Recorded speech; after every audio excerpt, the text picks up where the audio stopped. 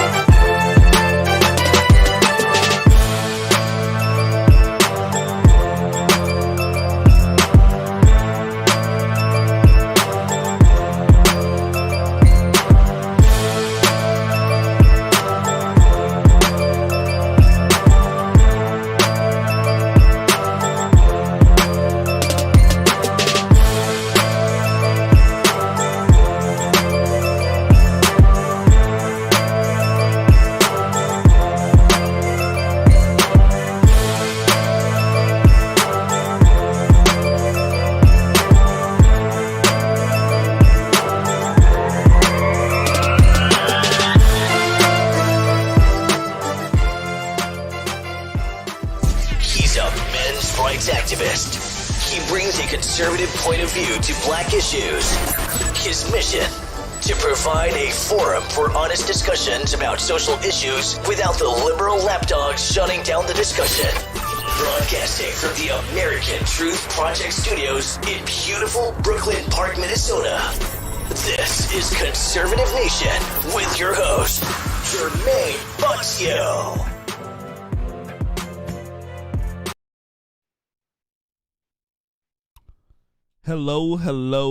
Hello, ladies and gentlemen. Welcome back to another edition of Conservative Nation with me, your gracious host, JERMAIN BOTSIO. And on today's show, we have a very special guest. He goes by the liberal demon slayer, Anthony Allen. How you doing, sir? I'm doing fantastic, JERMAIN BOTSIO. And, this is like whack-a-mole, where these demons keep popping up from the dirt. They pop up from hell itself. And you know what? We have to learn how to knock them back down, buddy. Oh, because the more they have their head above dirt, the worse they get.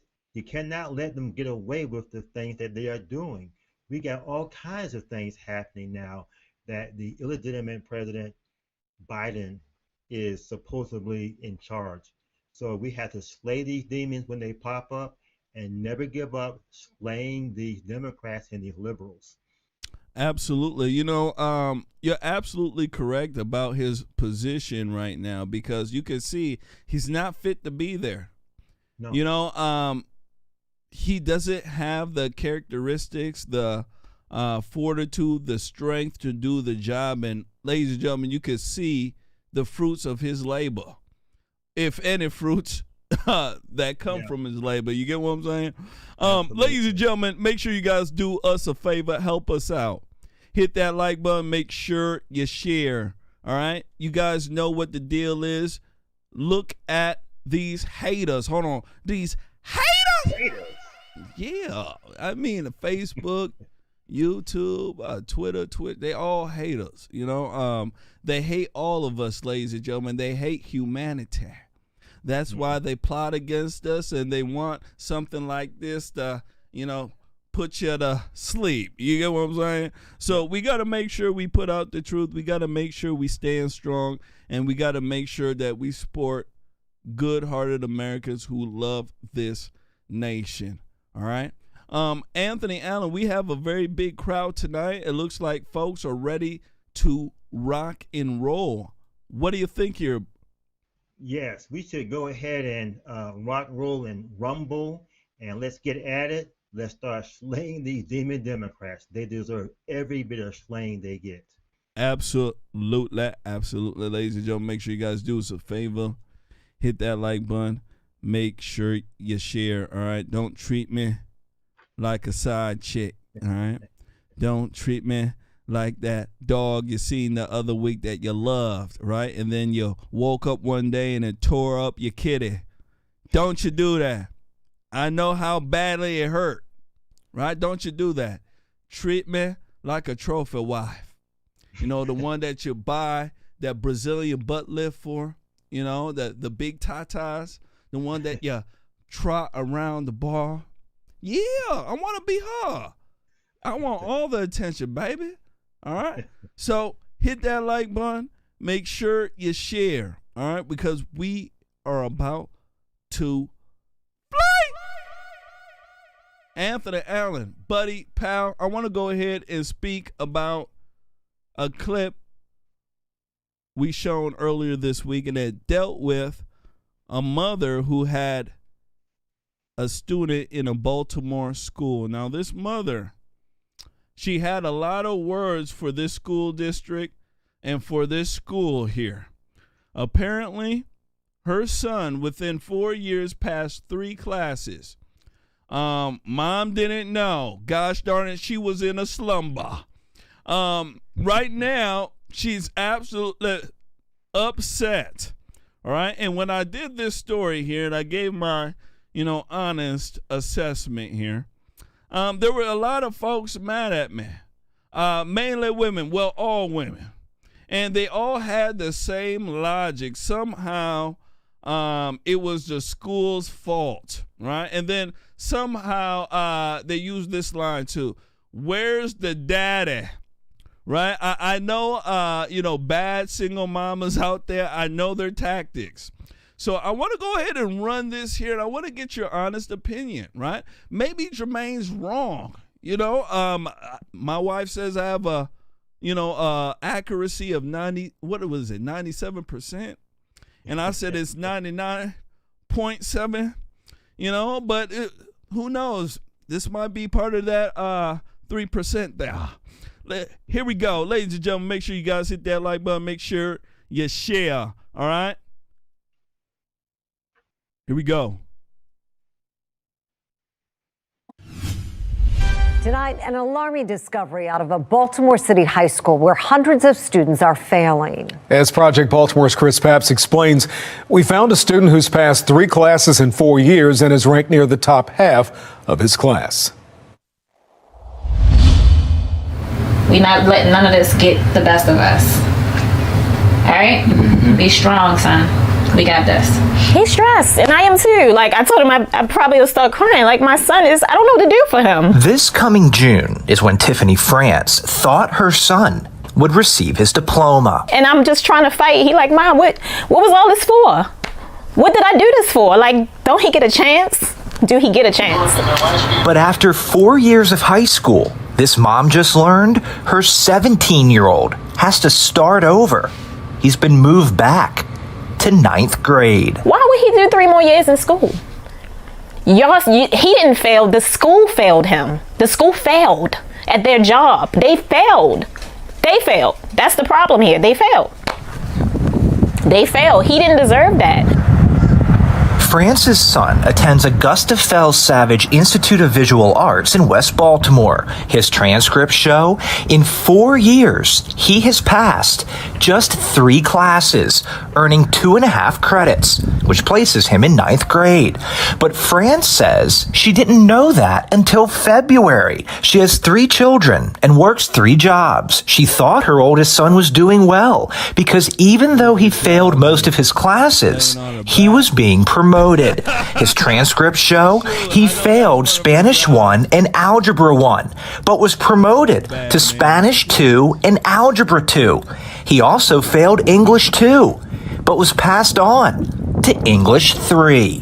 I'm just assuming that if you are passing, that you have the proper things, you know, to go to the next grade. And, you know, the right grades, you have the right credits. As we dig deeper into her son's records, we can see in his first 3 years at Augusta Fells, he failed 22 classes and was late or absent 272 times.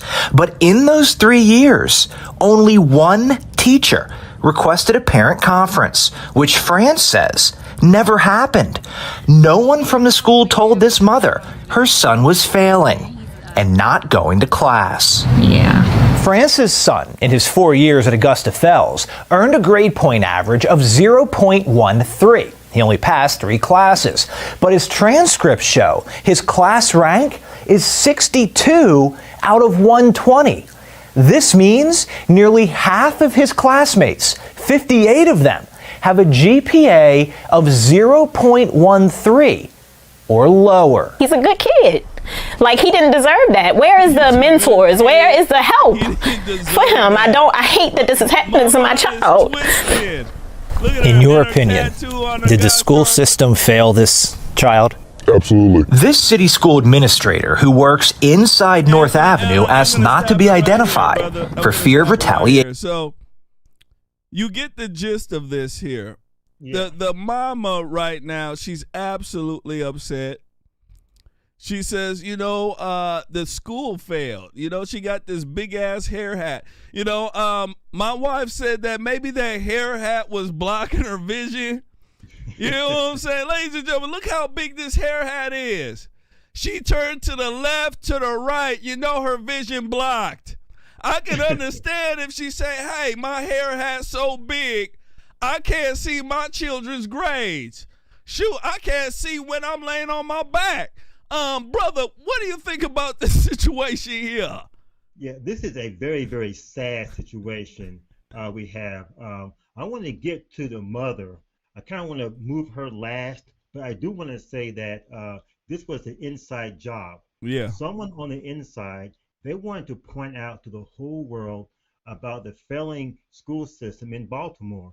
And they just blow the whistle on the fact that the Baltimore school system was passing these kids along. Yep. They were sick of it and tired of it.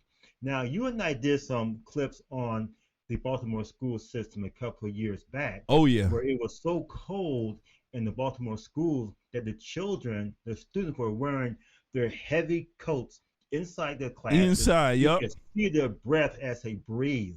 And we also did some clips of the Baltimore school system in which the teachers were being beat to death, Yep. beat down, cursed out, slapped around by these children in the Baltimore school system. And so it is a violent place. But what I do want to say is that this is a Democrat-controlled city. Let me just flay some Democrats. Yep. There aren't any Republicans around. And this is a heavy teacher union. Okay, the teacher unions run these schools. Oh, And yeah. I can guarantee that these teachers belonging to the teachers union, they get paid a lot of money to fail. They are paying a lot of money to fail these students in their academics. But let's get back to the mother.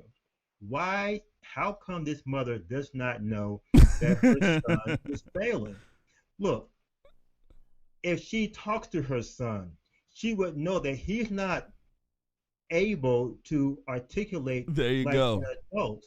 So she's not even talking to this guy. You know, if she is doing what she is supposed to do, if he is rising in academics, then there would be something in their conversation that will let her know that her child is doing okay. There is no way that she can not know anything just by talking to the guy. He's not going to be able to articulate. He has failed reading, writing, arithmetic. He probably cannot add. He cannot give out change. Yep. And I can guarantee that he sits there all day long playing video games. In the clip that we saw, what did she do? She just kind of fluffs his hair. Yep. Okay? You know, so she treated him like a baby as if she doesn't know what's going on. Now, the other thing that is quite clear is that this mother does not want to take any responsibility. There you go. Every time she talks about Typical. she talks about a program, right? How come there are no mentors? How come there's no program to help her son out? She should be the program, and she should be the mentor. And it's not happening. And this is the single mother syndrome.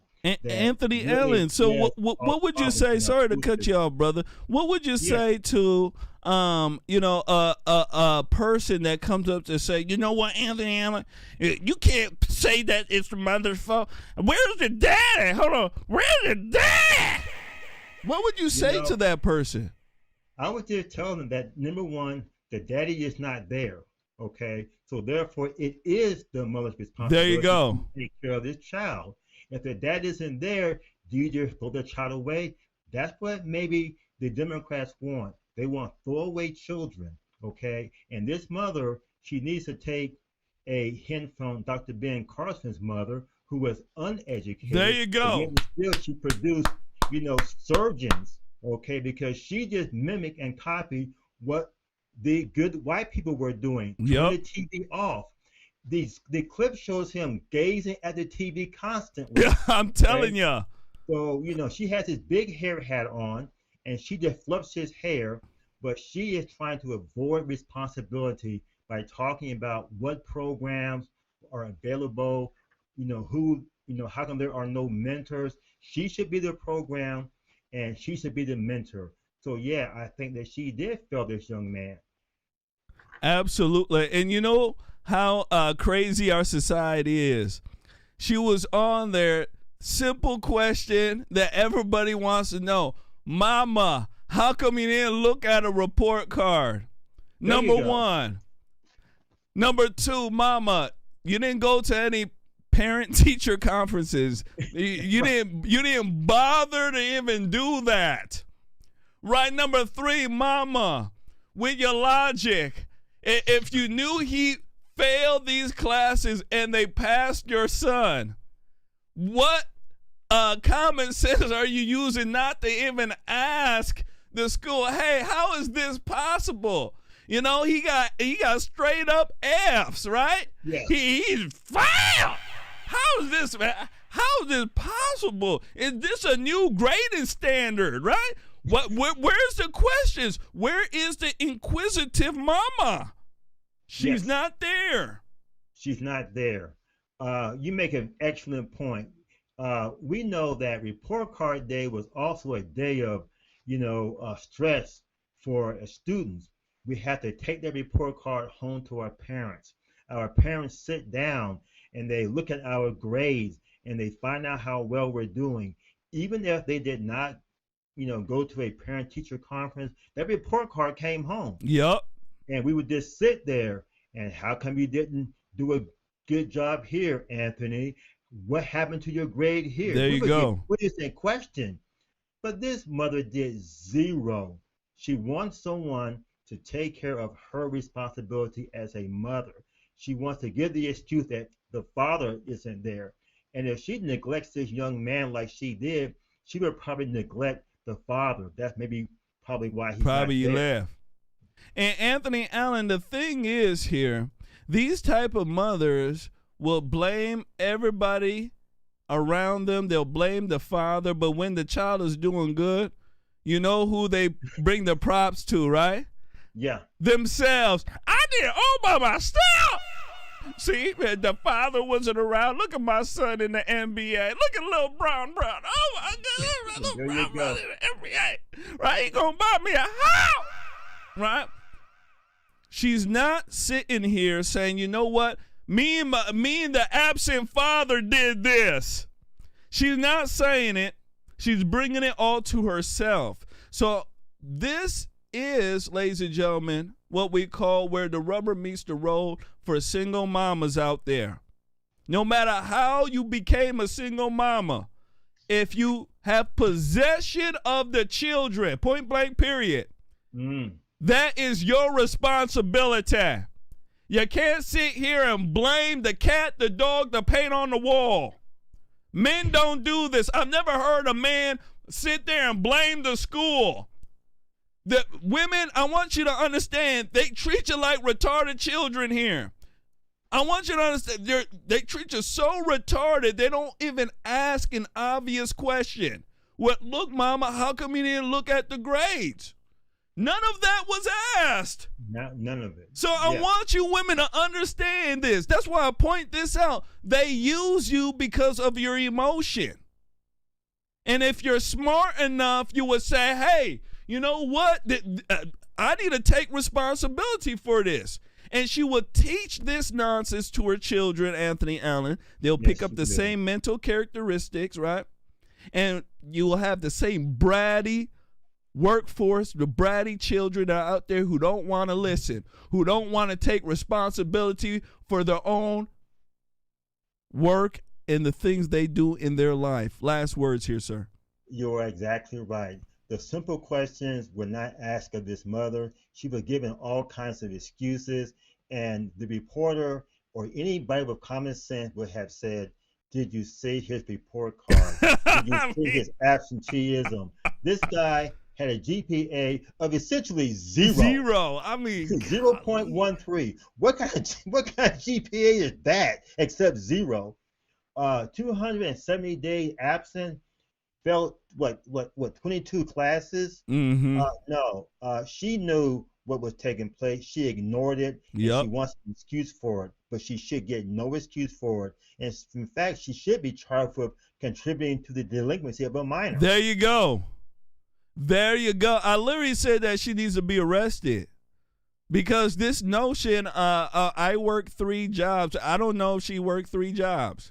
I don't know. And if she has this many children and you're working this many jobs and you cannot take care of them, they're not there, maybe you need to find the fathers, right? And stop extracting the bread. Go ahead and give up the children. That's what a lot of these women, these single mamas need to do. You need to go ahead and say, you need to hang it up. Hang up the guilt, right? Hang up the anger.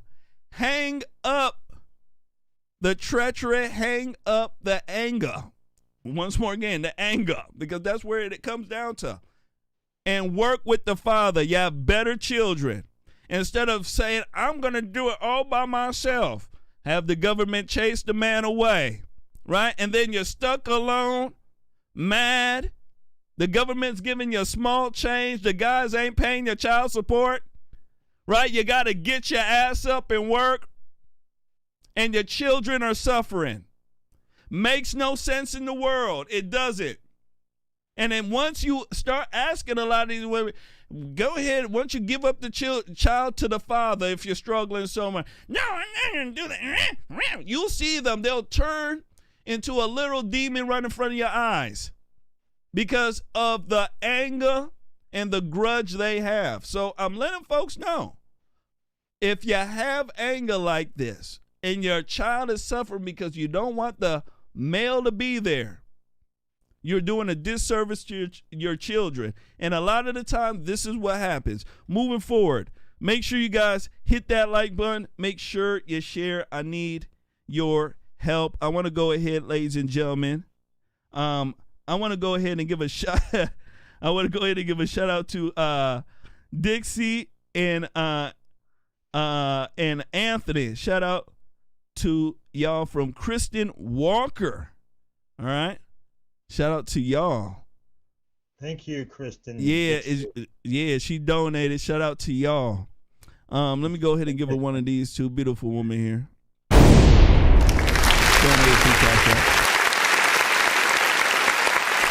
Absolutely. Make sure you guys hit that like button. Make sure y'all share. All right. I need your help. Next one up here. I want to go ahead, ladies and gentlemen, and speak about a basketball player by the name of Russell Westbrook. Now, Russell Westbrook just got picked up to play for the LA Lakers. All right.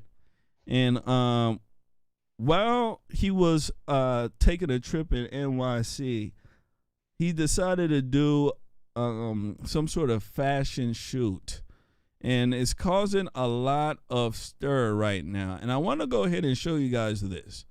I believe that, a lot of folks will, be kind of weirded out by this. I want to show you this picture here before I run this video. Make sure you guys share. All right, this is the picture that's going around the web right now.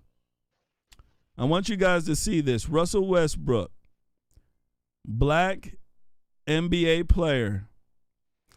He's wearing some sort of sweater here and some old lady dress with some high heel boots.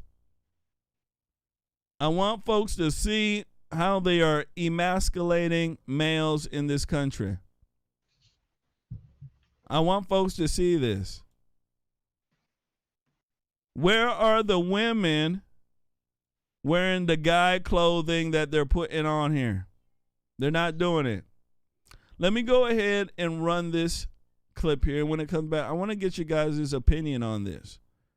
Why are they doing such a thing like this? Why would Russell Westbrook, being a gosh darn, strong male like this, put on a dress? What's wrong with him? Some folks are saying that this is part of the, part of the thing to get into the club. You have to do this to get into the club there. Apparently, for a lot of people, that's a line they do not want to cross. Make sure you guys hit that like button. Make sure you share. Here we go. Hey, what up? This is Black, and you're watching All Urban Central.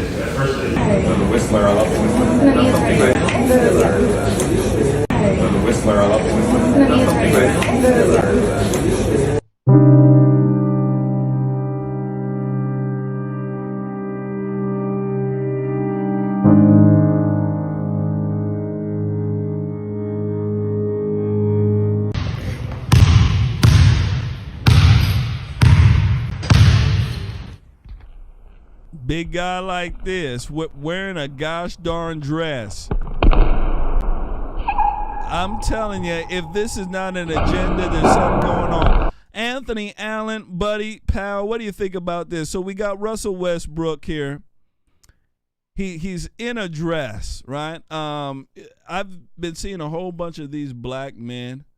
What's his name? LeBron James did this too as well. He wore a dress. Sean P. Diddy Combs, he wore a dress as well. It seems like they get these high profile black folks, black men, and they throw them in a dress. What's going on with the dresses? Am I missing something here? Are we missing something here? Yeah, this harkens back to Dennis Rodman. Yeah, he would do this kind of thing too. But it is the emasculation of men, particularly black men. And this has been going on for a long, long time. People have been doing this constantly. Don't know why, but maybe they feel like they have to do this to black men. But black men are really doing it to themselves. Absolutely. The idea that the article says that, he is trying to, that he feels comfortable with his masculinity. Yep. And that's why he wears dress. Now, a man that feels comfortable in his masculinity is going to wear man clothes. Okay? A man comfortable with his masculinity is not going to be, fooled and tricked and indoctrinated to wear clothes made for women. So this is crazy that they say a man has to get in touch with his masculinity by wearing female clothes. That is a Semitic trick. And that's what has been taking place for so long. Here's this big, strong, virile man. Yep. And what does he do? He wears a dress. But the next images show him doing some masculine things. He's dunking the basketball. That's what I'm saying. He's flexing his muscles. He's screaming and yelling. Okay. So now they say to be masculine, you have to get in touch with your female side. Brother, I don't have a female side. There's no female side to me whatsoever. The female has a female side, okay? So, but one more point is that Democrats, they hate women. And that is why Democrats constantly want to make it easy to be one. Because they say that women are so simple and so uncomplicated that all you have to do To be a woman is to wear a dress. That's how low down Democrats and liberals think about women. They are very, very uncomplicated. They are just a group of cells. You throw a dress on it and you have a woman. They also think that women are so uncomplicated that they can be one by what? By just pasting on fake women body parts, taking some injections, and guess what? These men become women. So that just shows you how much hatred that liberals and Democrats have for women. Have for women. And so these men are, I believe, being paid to actually dress like this. Yep, There's same some with money me. being passed around somewhere.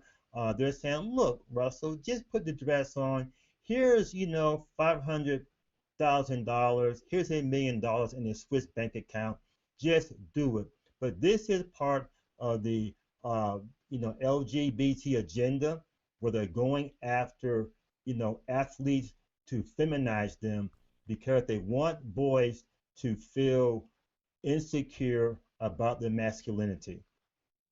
Absolutely. They want them to feel insecure.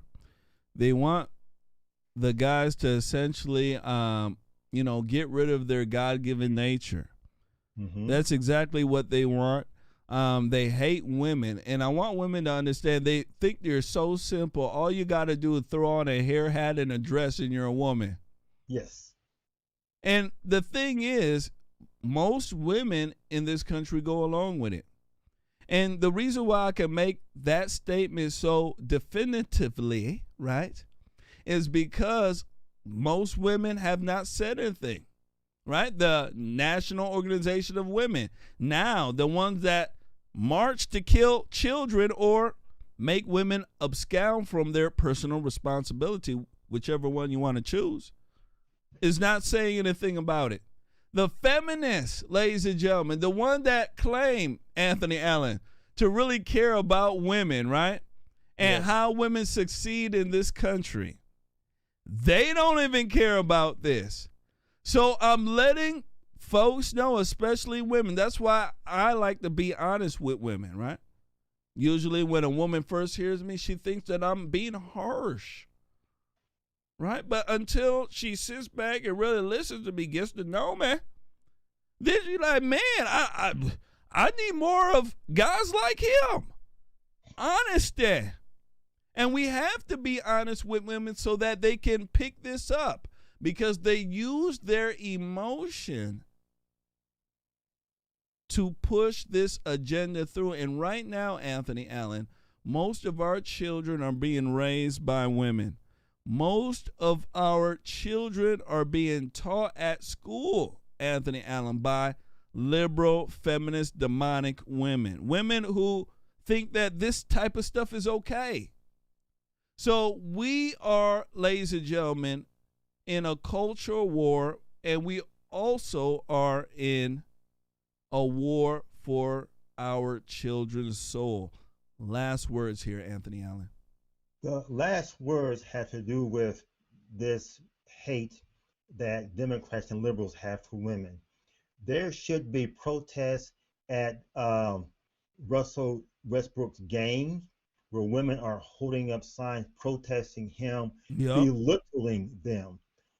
These Democrats, they have been angry with women ever since Republicans gave women the right to vote. Yep. That's how little they think of women. They try to prevent women from voting. However, it passed by Republican votes, and the Democrats have been angry ever since. They do despise women, and you're right, Jermaine BOTSIO. Women don't want to admit that for these men to treat them so simple-minded by thinking that they can just become a woman by putting on a hair hat, putting on a dress, or pasting on body parts, that is ultimate disrespect for the nature of a woman. And that's what Democrats have been doing for a long, long time. It absolutely is. And they only appeal to the emotional side of the woman. That's why I try to get more women to think logically, just like my wife. And let me tell you something, the more you think logically, women, the more at peace you will be. Let me tell you, you won't have that roller coaster. Women know what I'm talking about, right? You wake up, you're angry, right? You go through the day. It's like a roller coaster. Yeah, your emotions are like a roller coaster. Trust me, you can quiet all that down by learning logic, right? Learning to not think about how it makes you feel, but learning to use logic, right? And bringing in your feelings when it's appropriate. Once you start learning how to do that, it's called emotional management. You'll be able to have a fantastic life, right? There'll be hell going all around you, tornadoes and everything. And inside, I swear to goodness, and inside you're cool like a fan. Nothing can bother you. You're in your sweet spot. So people got to understand that, especially women. Right? A lot of times, men, we have an overcompensation of logic. Right? You could be too logical to the point you're dumb. So you have to have a good balance of both. You get what I'm saying? So there's obstacles on both sides of the equation when it comes to gender. And right now, let me tell you something. It's crazy. Let's go ahead and move forward. Make sure you guys do me a favor. Hit that like button. Make sure you share. Next one up here. I want to go ahead, Anthony Allen, and let me pull this up here. I want to go ahead and speak about, let's see here. I want to go ahead and let me pull this up here. All right. Google is being exposed for racial re-education program. It is crazy. I want to go ahead and run this when it come back, brother. I want to speak about it. All right. Ladies and gentlemen, make sure you guys do me a favor. A little bit of a favor. Share. Don't treat me like a side chick. Don't treat me. Hit that button. Here we go.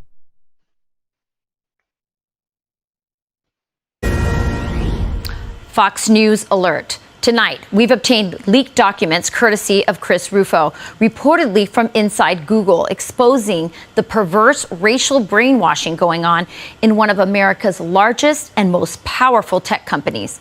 One graphic allegedly created by Google's diversity and inclusion lead claims that expressions of, quote, socially acceptable white supremacy include things like celebrating Columbus Day, the denial of white privilege, and the phrase, "Make America Great Again." While another graphic shows conservative commentator Ben Shapiro and former President Donald Trump are only a few steps away from, quote, mass murders on the white supremacy pyramid.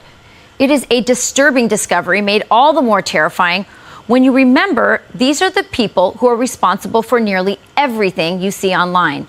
Manhattan Institute senior fellow Chris Rufo is here now with more on this. Chris, this is really disturbing, hard to believe. And if I look at the list, like half of America then is a white supremacist. And I wonder, Chris, is that the point, that you can crush your political, ideological enemies and still claim the moral high ground because, they're racist?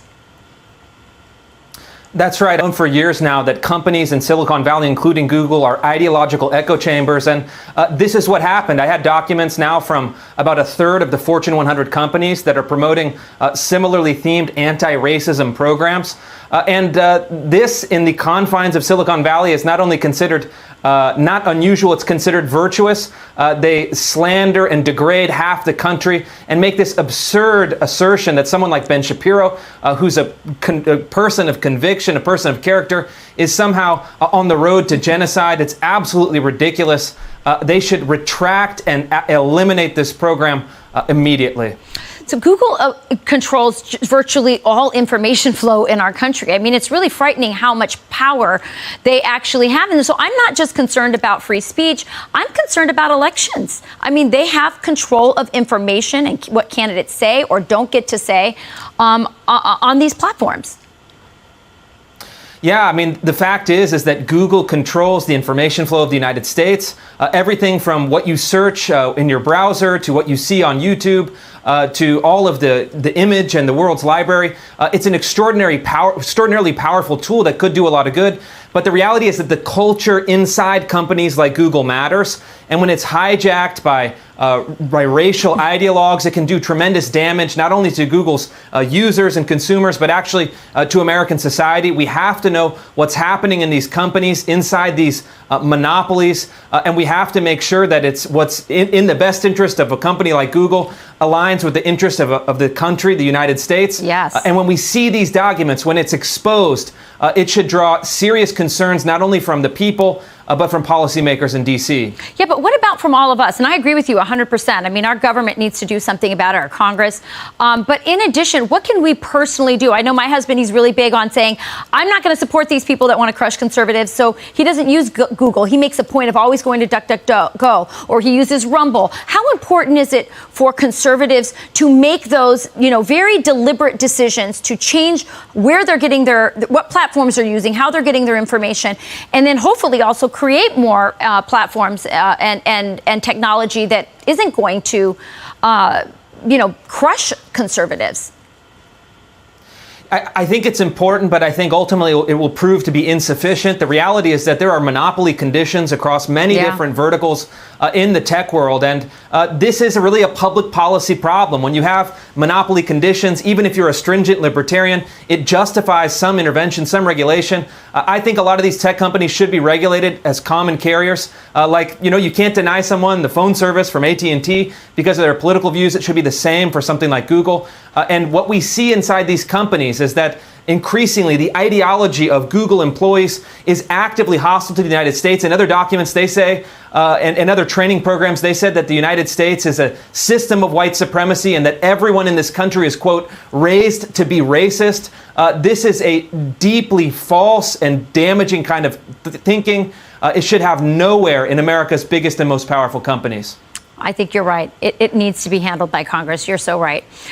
Chris, thank you for breaking that with us tonight. Appreciate it. All right. So, Anthony Allen, what do you think about this here, brother? We got we got some problems here. There's a whole bunch of companies who have this type of thought process. And let me tell you something, they're not going to stop. What do you think? Yeah, they are not going to stop. And the problem is also, with Google and the big tech companies, but the problem is also with state governments. The Democrat state governments in their training programs, they have the same racist style. And I have been calling this a long, long time ago, the war on white people. The war on white people is very, very real. It's happening in big tech. It's happening in Democrat-controlled, municipalities, cities, and states, where you have these training programs. And when you go into the training programs, the first thing you notice is that they always put down white people, and particularly white men. The war on white people is very, very real. And it is Google, it is indoctrination of hate of white people. One of the other elements of this Google indoctrination of hate is that they believe that children as young as 3 months are racist. And they're talking about white children. They also have the expressions of white supremacy that was mentioned, that color blindness. If someone said, I don't see color, well, that's also an expression of white supremacy. American exceptionalism, Columbus Day, and of course, Make America Great Again. These are the things that they are saying are expressions of white racism.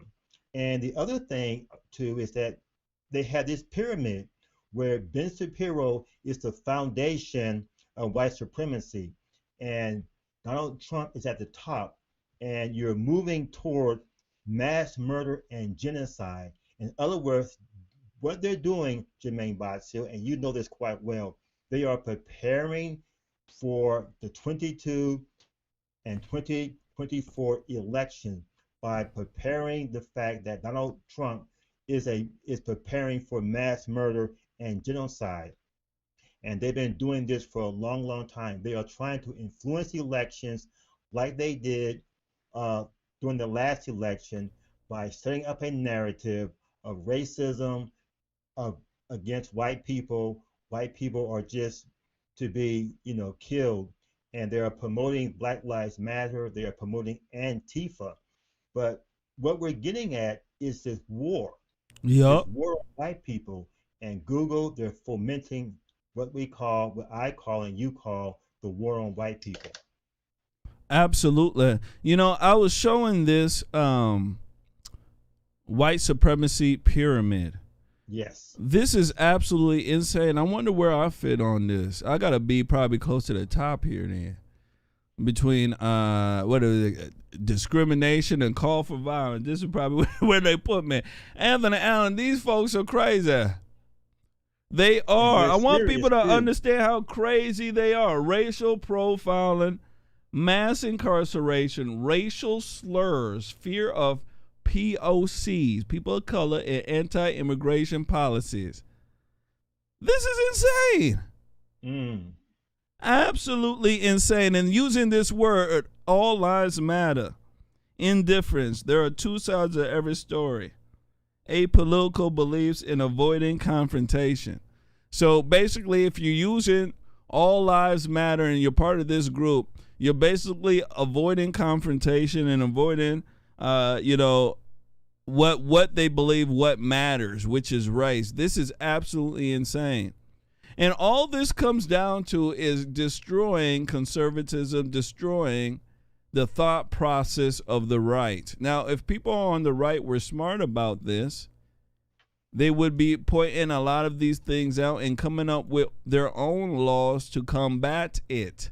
But they're not, because to be a conservative, to be a Republican nowadays is to mean you're soft. It's to mean that you're there just to play around. We had a whole bunch of time. We had the position to come up with laws to stop all this. Donald Trump had, he had the ability to do this, but none of this got done. Section 230, all this, they failed us. So now we're living in hell. And the thing is, Anthony Allen, this is, ladies and gentlemen, the culture. This is the culture, and it's backed up by the government. So that's what the deal is. The government backs up this culture. So we're complaining about it, but guess what? The government will sanction this type of behavior. And it's because this type of behavior, ladies and gentlemen, shuts off morality. It shuts off, how can I say, the love for the nation. You get what I'm saying? Bringing folks together. One thing that can bring all people together is a love for the nation, right? Everybody united under one flag. And for you to destroy that means to destroy people's hopes in uniting people's hopes in, ladies and gentlemen, the country. And you destroy it by destroying that philosophy. Last words. Yeah, that is correct. Beautifully said. We are one people under one flag, under God of this nation. Yep. And they are trying to create division based on hatred for white people. That's all they're doing. And fortunately, many blacks, African Americans, and people of decency are fighting back against this. You're doing it, I'm doing it, and so many people are. However, I would encourage my white friends to also fight back against this. I can help, you can help, but this is a war. Yeah. They're fighting against white people, high-tech war. Google has thousands and thousands of employees, and they can, influence things greatly. They can set narratives, they can sway elections, and they're going to do that. And they're going to find a way to replace white people. by running them away, running them off of their jobs, by making it so uncomfortable for them that they can just shut up and go away. This is pure hate by Google, pure hate from Section 230, and it needs to be repealed and redone, because what they're doing will destroy our country, destroy our nation. Absolutely, it will. Very, very good assessment. Ladies and gentlemen, make sure you guys do me a favor. Make sure you hit that like button. Make sure you share. I want to go ahead and give a shout out to my girl, Teresa Capone. Shout out to you. Donated, took the $5 time.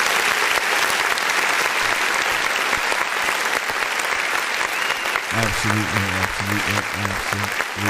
Ladies and gentlemen, make sure you guys share. Do us a favor and share. We need your help. All right.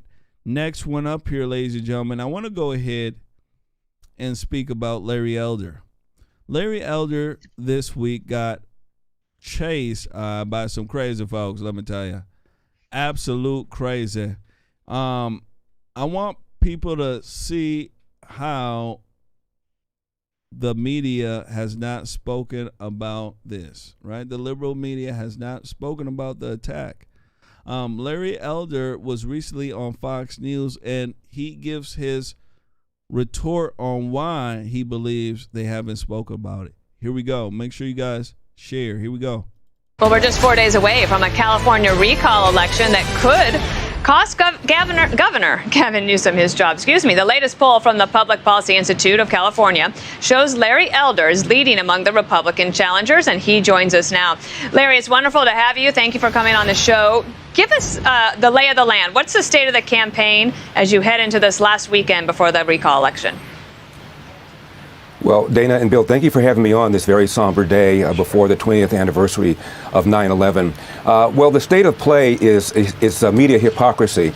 I've been accused, Dana, of not liking women based upon a 21-year-old article I wrote and based upon some fallacious allegations. Rose McGowan, the actress whose career was ruined because she wouldn't sleep with Harvey Weinstein, just said yesterday publicly that the wife of Gavin Newsom contacted her 6 months before the Harvey Weinstein story broke and asked her on behalf of Harvey Weinstein's lawyer, how can we make this story go away?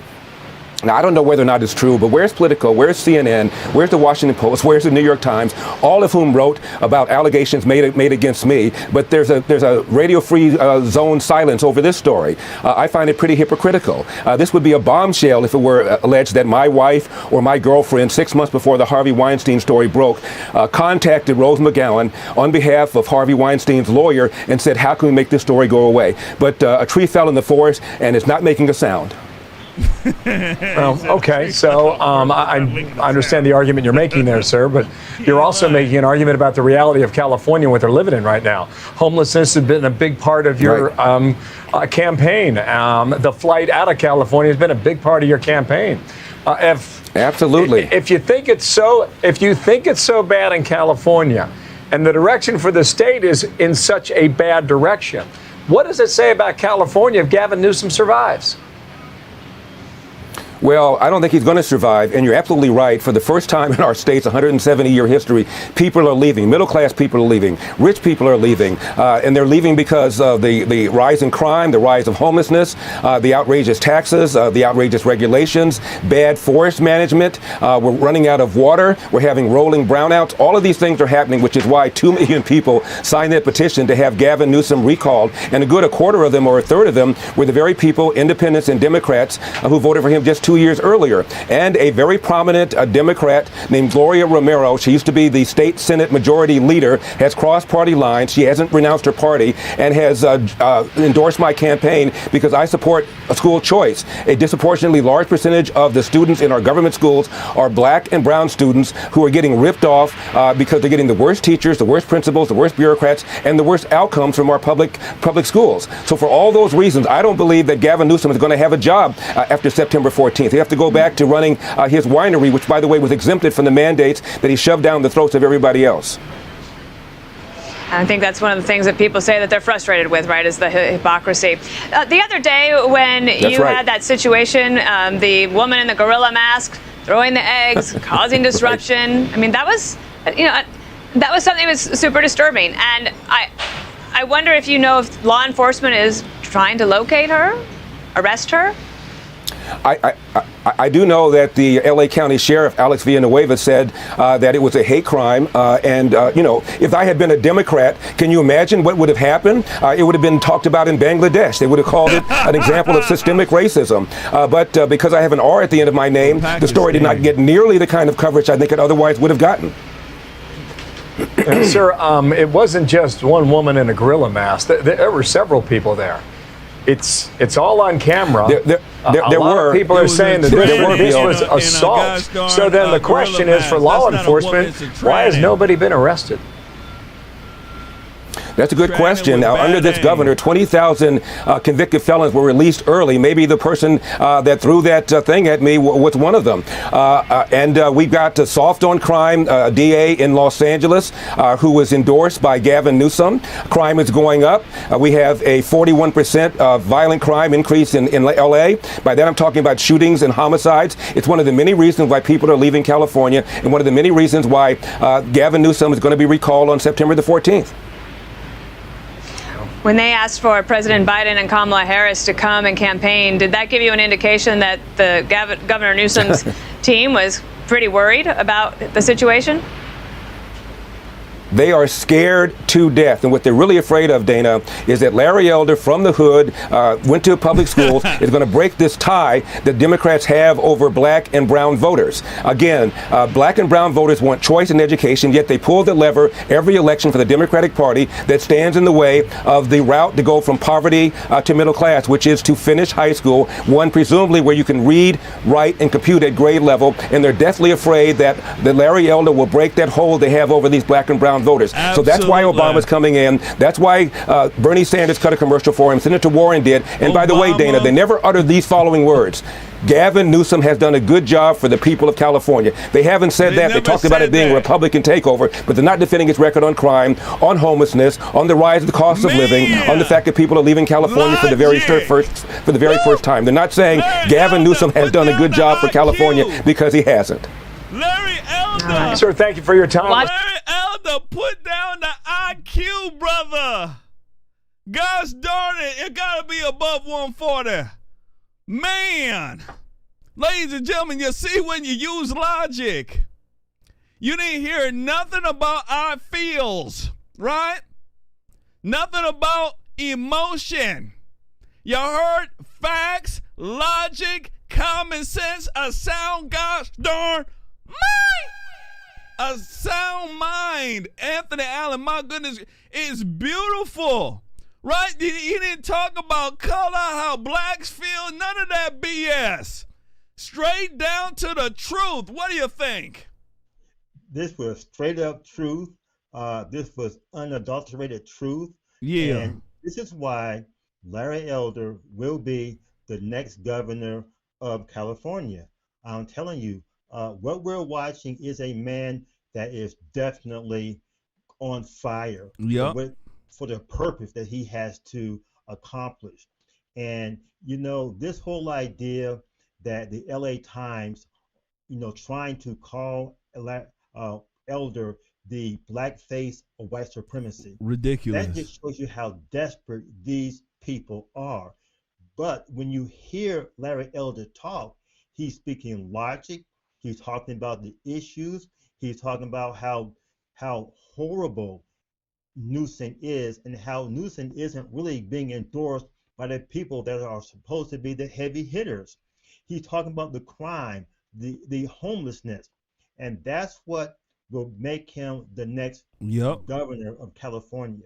He is going to be the next governor, and when he becomes the next governor, all the forest fires will just go away. He will get rid of the EPA and the sloppy all the dumb stuff. He will fix the homeless problems in California. He will be the Trump of California.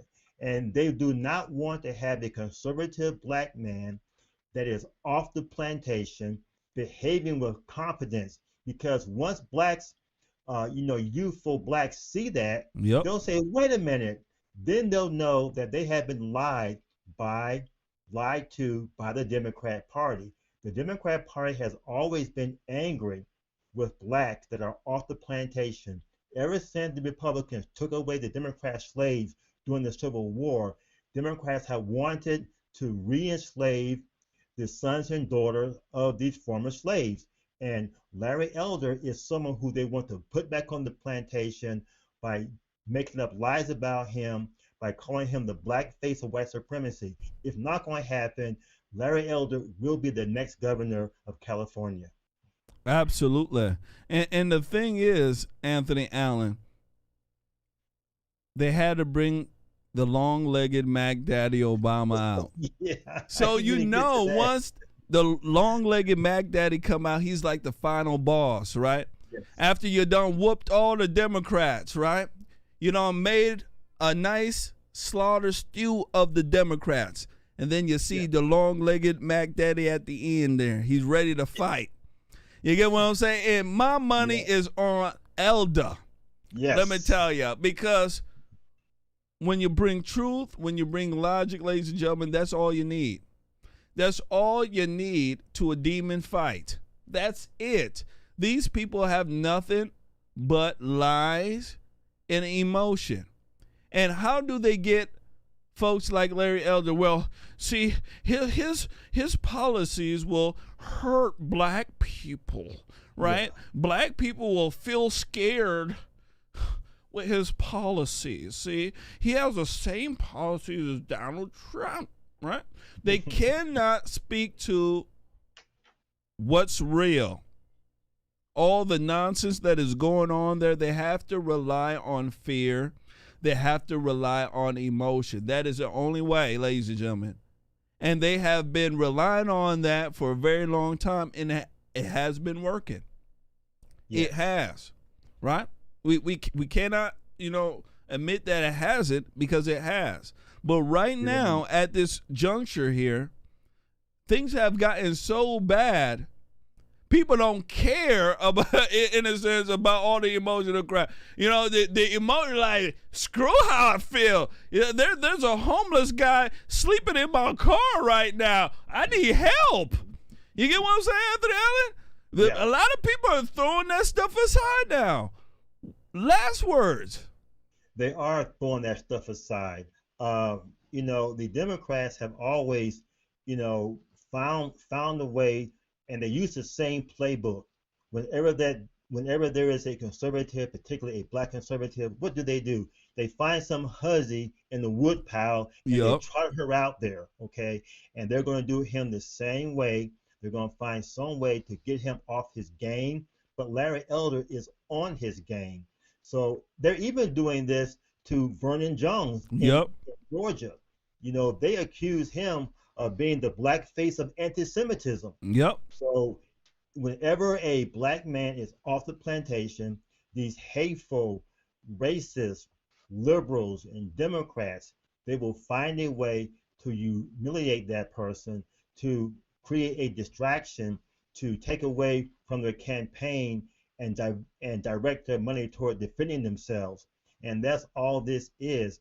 This is the desperation of the Democrat Party, and you're exactly right. They had to bring out the long-legged Mac Daddy in order to help Newsom. Therefore, that Newsom will be recalled. Larry Elder, he will have to overcome the cheating. I believe that he will overcome the Democrat cheating in California, but he will be the governor of California. Hallelujah. Absolutely. I believe he will too. Gavin Newsom will be recalled. That's why long-legged Mac Daddy had to come out. Once you bring him out, ladies and gentlemen, there's a hole in the ship. You get what I'm saying? And the long-legged Mac Daddy, he can only tap dance for so long. You get what I'm saying? So he's tap dancing, and we'll see if his tap dancing can get him, Gavin Newsom, a little bit more chicken. You get what I'm saying? Ladies and gentlemen, make sure you guys hit that like button. Make sure you share. Let me go ahead and give a shout out to a couple of folks who donated here. I first want to go ahead and give a shout out to my guy, RC. Big shout out to RC here. RC donated. It says, last night's show was fantastic. Thank you, sir, for the 9/11. Let's take an $11 challenge 3 more times, and I'll start off just in case to cover it all. Peace, brother. Shout out to RC.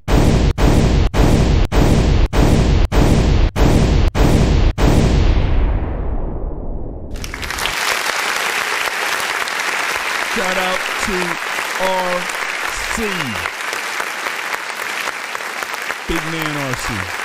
And I want to go ahead and give a shout out to our girl, Sharon Glover. Very beautiful woman. Says, love your wisdom, gentlemen. Shout out to you as well.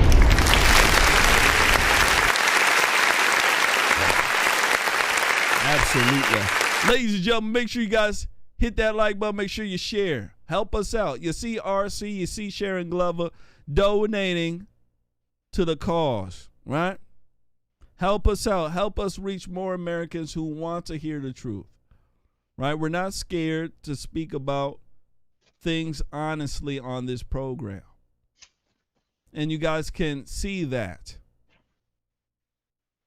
Shout out to Uncle Thomasaurus. He says Herman Cain was another good black man that they tried to destroy. Yeah. You know, remember when he was running for president? They couldn't stop trotting out old girlfriends. Yes. I swear to goodness, baby mama, girlfriend, they were finding girls under the bed, in the closet, at the dealership, at the mall. They were finding girls everywhere, Anthony Allen. They wouldn't leave him alone. And then they bombarded his wife. You know that? You remember that, Anthony Allen, right? I remember that, yeah. These people are crazy. Said, you know what, you can have it. But yeah, they found women, these hussies in the woodpile, and trot them out there, and they will do that.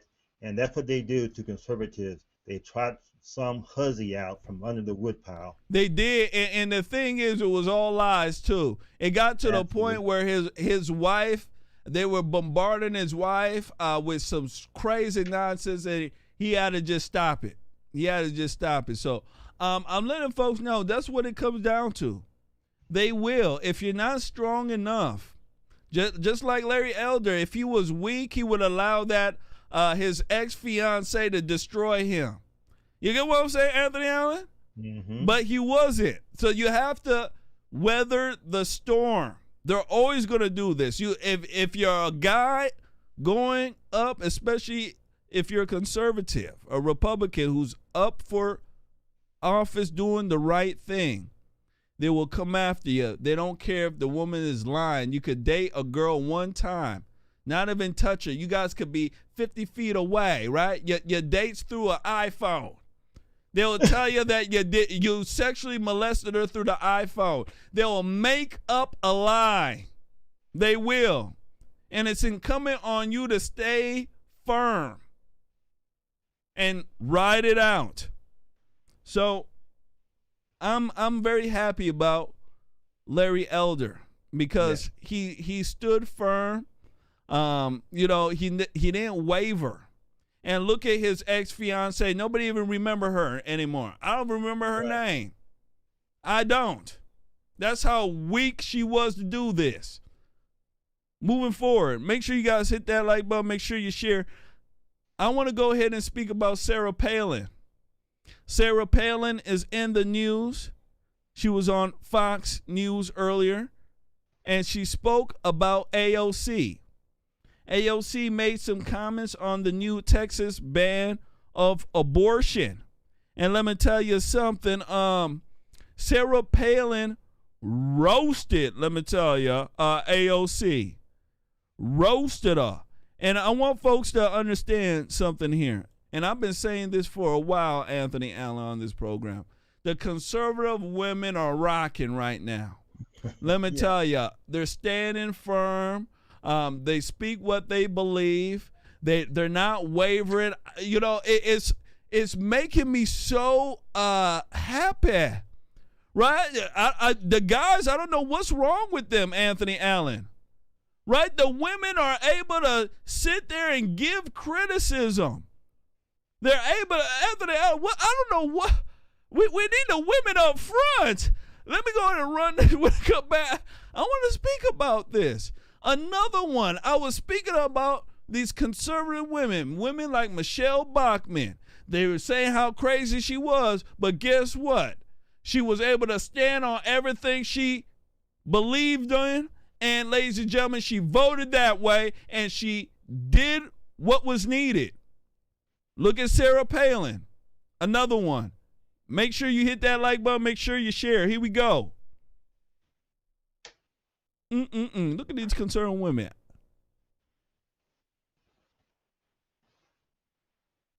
This slippery slope we're on. Yeah. You know, Governor, I want to ask you about something else. You know, there's another Catholic who's prominent and coming out against the heartbeat bill in Texas. Her name is AOC. She said this, and I want to get your reaction to it because it's a little bit kooky. Let me play the clip for you. Don't know if he is familiar with a menstruating person's body. In fact, I do know that he's not familiar with a woman, with a female or menstruating person's body. I'm sorry we have to break it down on, break down biology 101 on national television. So, Governor, she's talking. I know she's talking about Greg Abbott, but she's also talking about menstruating persons. This is, of course, the crowd that follows the science. I don't know about you. Do you know anybody other than women who menstruate or have babies? Wow, AOC, she's really milking this, isn't it? She is such a fake feminist that she would bring up an issue like this and try to use it to make some kind of political point. That's not equality, right?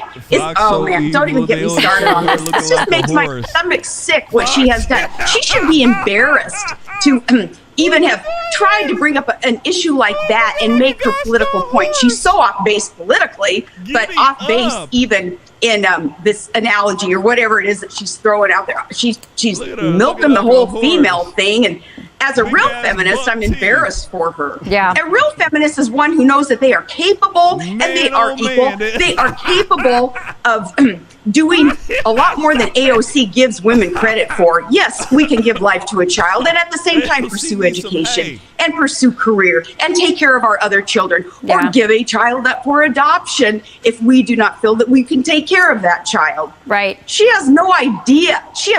Her worldview is this big. She has no idea what it's like to be a mother of a special needs child, what it's like to be a mother of a veteran, what it is like to be the mother of a teenage daughter who finds herself in less than ideal circumstance.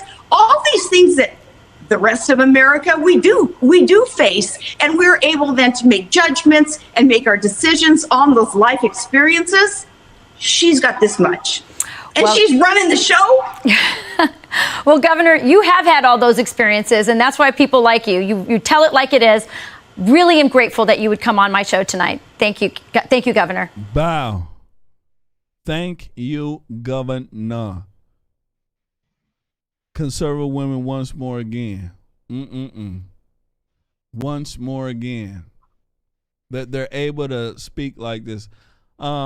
Anthony Allen, I was cracking up during this whole interview here.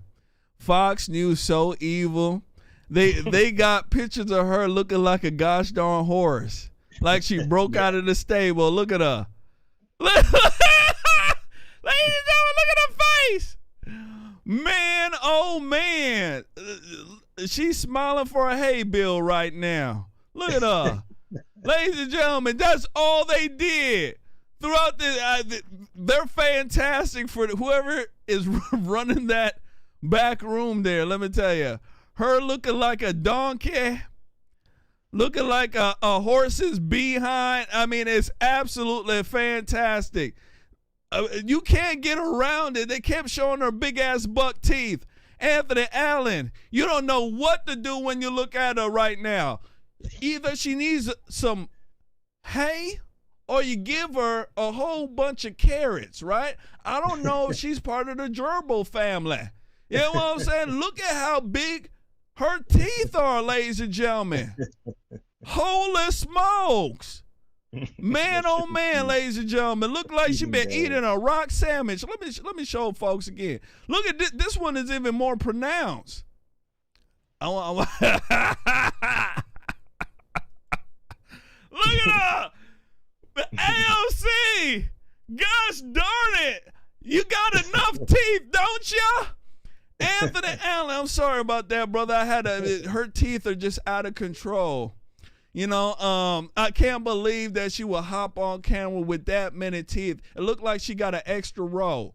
Anthony Allen, yeah, I know, Anthony, I know.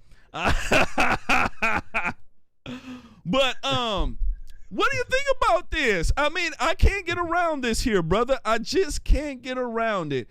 AOC saying menstruating persons. What you think? Yeah, this is absolutely stupidity on AOC's part. The attempt to say that men menstruate, what in the world is she smoking? But it does show that she is heavily funded by the LGBT lobby. Because she had to backtrack constantly to make sure that she said menstruating person. You know, she didn't say women. She wanted to make sure that it was about, people, and it was inclusive of men. But this is anti-science. And why would someone want to be in Congress? Why would people want to elect someone to Congress that even thinks like this? But getting back to your other main point, that the conservative women, they are absolutely rock stars. I remember Michelle Bachmann a while back. She was a small firecracker, and she could lay down the conservative ideas and conservative, thinking. She was very, very good. Now we have Marjorie Taylor Greene, Laura Bullpark. They're all very, very good. Even Sarah Palin, she is one of these women that has always been laying down conservatism. And I'm like you, where are the men? Yeah, even Marsha Blackburn, she asked for the resignation of Joe Biden. Absolutely. They are great women, and they are fierce, and I want the men to be just as fierce as these conservative women are. So kudos to them. And Sarah Palin, I love this woman. I voted for her. Yep. Not John McCain. Absolutely. Sarah Palin, let me tell you something. What a rock star. And the thing is, a lot of women relate to Sarah Palin. You get what I'm saying? They don't relate to the Hillarys and the rest of these flunkies. People like Kamala Harris, They relate to folks like Sarah Palin, real women. And Sarah Palin said it the best. Hey, if you can't take care of the baby, you can give it up for adoption, right? Yeah. Give it to the man, right? I mean, there's so many options, but they're not doing it. And Sarah Palin, she knows what the deal is. She knows that it's incumbent on women to protect themselves. Conservative women know this. That's why liberal women hate them, because they know how irresponsible liberal women are. They know this. So conservative women need to stand up, be strong. For all the haters out there who say, hey, Jermaine doesn't like women. Jermaine doesn't like, yeah, I don't like most women. Yeah, most women are liberals. I don't like most women. Absolutely. You're absolutely correct. If women are like these ones here and the ones in my audience, I love them. You know why? Because they're rational human beings, right? They're not for an agenda. They love family. They love God. I love those women. I don't like the liberal women out there. I don't like most women. No, I don't. So if you're coming up to me and saying, hey, Jermaine, you don't like, it sounds like you don't like most women, I'm going to say, yeah, absolutely. And I'll retort this right back to you. I'm very honest about it. Very honest. So much so that most of our audience are women. That's how honest I am. So there must be something I'm doing right, Anthony Allen. You get what I'm saying? Something Amen. I'm doing right. You're doing it right, brother. Shoot. Ladies and gentlemen, hit that like button. Make sure you share, all right? We need good folks to hear this conversation. I want to go ahead and give a shout out to my guy, Raymond Reichart. Raymond Reichart coming in for the win. Raymond Reichart says, we just have over 1 year left to expose the evils left and take back our country. Keep getting the word out, Jermaine. Absolutely. We got to for the new election. There's so many people who are up for the slaughter. So many folks, ladies and gentlemen, who are up for the slaughter. You get what I'm saying? So many folks. We want to make sure they are slaughtered for the right reasons or for any reason possible. Gosh darn it. We got to get them out of there. Make sure you share it. Make sure you hit that like button. Somebody needs to see AOC's horse teeth. I mean, gosh darn, ladies and gentlemen, this looked like a mountain of enamel. I ain't lying. If I'm lying, I'm flying. Let me tell you. You know what I'm saying? Anthony Allen, if I'm lying, I'm flying, baby. You know, look at this. Mountain of enamel, ladies and gentlemen. Sitting on gosh darn it, Dental Hill. Big, big teeth. You can't get around that. Moving forward. I want to go ahead, ladies and gentlemen, and speak about a New York hospital. All right? This New York hospital, ladies and gentlemen, says that they will stop delivering babies as the maternity ward workers resign over vaccine mandates. Big story. Make sure you guys share. Here we go. We begin to see the challenges with a vaccine mandate on a workforce where there's already a worker shortage. Lowville's hospital will hold off on delivering babies after September 24th. 7 News reporter Brendan Straub live tonight. And Brendan, why is the hospital choosing to do this? Garrett, it comes down to staffing, and because of the vaccine mandate, some workers are choosing to resign instead of rolling up their sleeve. At Lewis County Health, too many are resigning to keep the maternity ward open. We are unable to safely staff the service after September 24th. Lewis County Health System CEO Jerry Kayer is talking about the maternity unit. The hospital pausing delivering babies due to an increase in resignations, 6 of them within the unit, since the state mandated all hospital workers must get at least 1 dose of the COVID vaccine by September 27th. If we can pause the service and now focus on recruiting nurses who are vaccinated, we will be able to re-engage in delivering babies here in Lewis County. Kayer says they are working with the Department of Health to make sure this is only a pause and not a permanent closure of the maternity unit. However, he says the unit may not be the only service affected if more system workers don't get the shot. Since the vaccine mandate was put in place, Kayer says 30 employees have come forward and done so, but 30 others have decided to walk instead. We are not alone. There are thousands of positions that are open north of the Thruway. And on now we have a challenge to work through with the vaccination mandate. There are 165 employees throughout the system who have still not received 1 dose of the vaccine, and Kayer says the hospital is unsure if they will, with fewer than 3 weeks until the deadline. Our hope is, as we get closer, the numbers will increase of individuals who are vaccinated, fewer individuals will leave, and maybe with a little luck, some of those who have resigned will reconsider. Kayer wants to make it clear that system officials understand that getting the shot is a personal choice and will respect the decision of any employees who decide not to do so. But he says if they change their minds, they will be welcome back. Garrett? All right, Brendan, thanks. If they change their minds, Anthony Allen, they can come back. You know, gosh darn it, they're so nice, aren't they? You know, Anthony Allen, I'm starting to see something on the horizon. You know, Jermaine likes to be the canary in the coal mine. I like to think ahead, right? That's one of my traits. I have a very good trait in that. And what I see ahead here is a branch off into what I call maybe a new economy.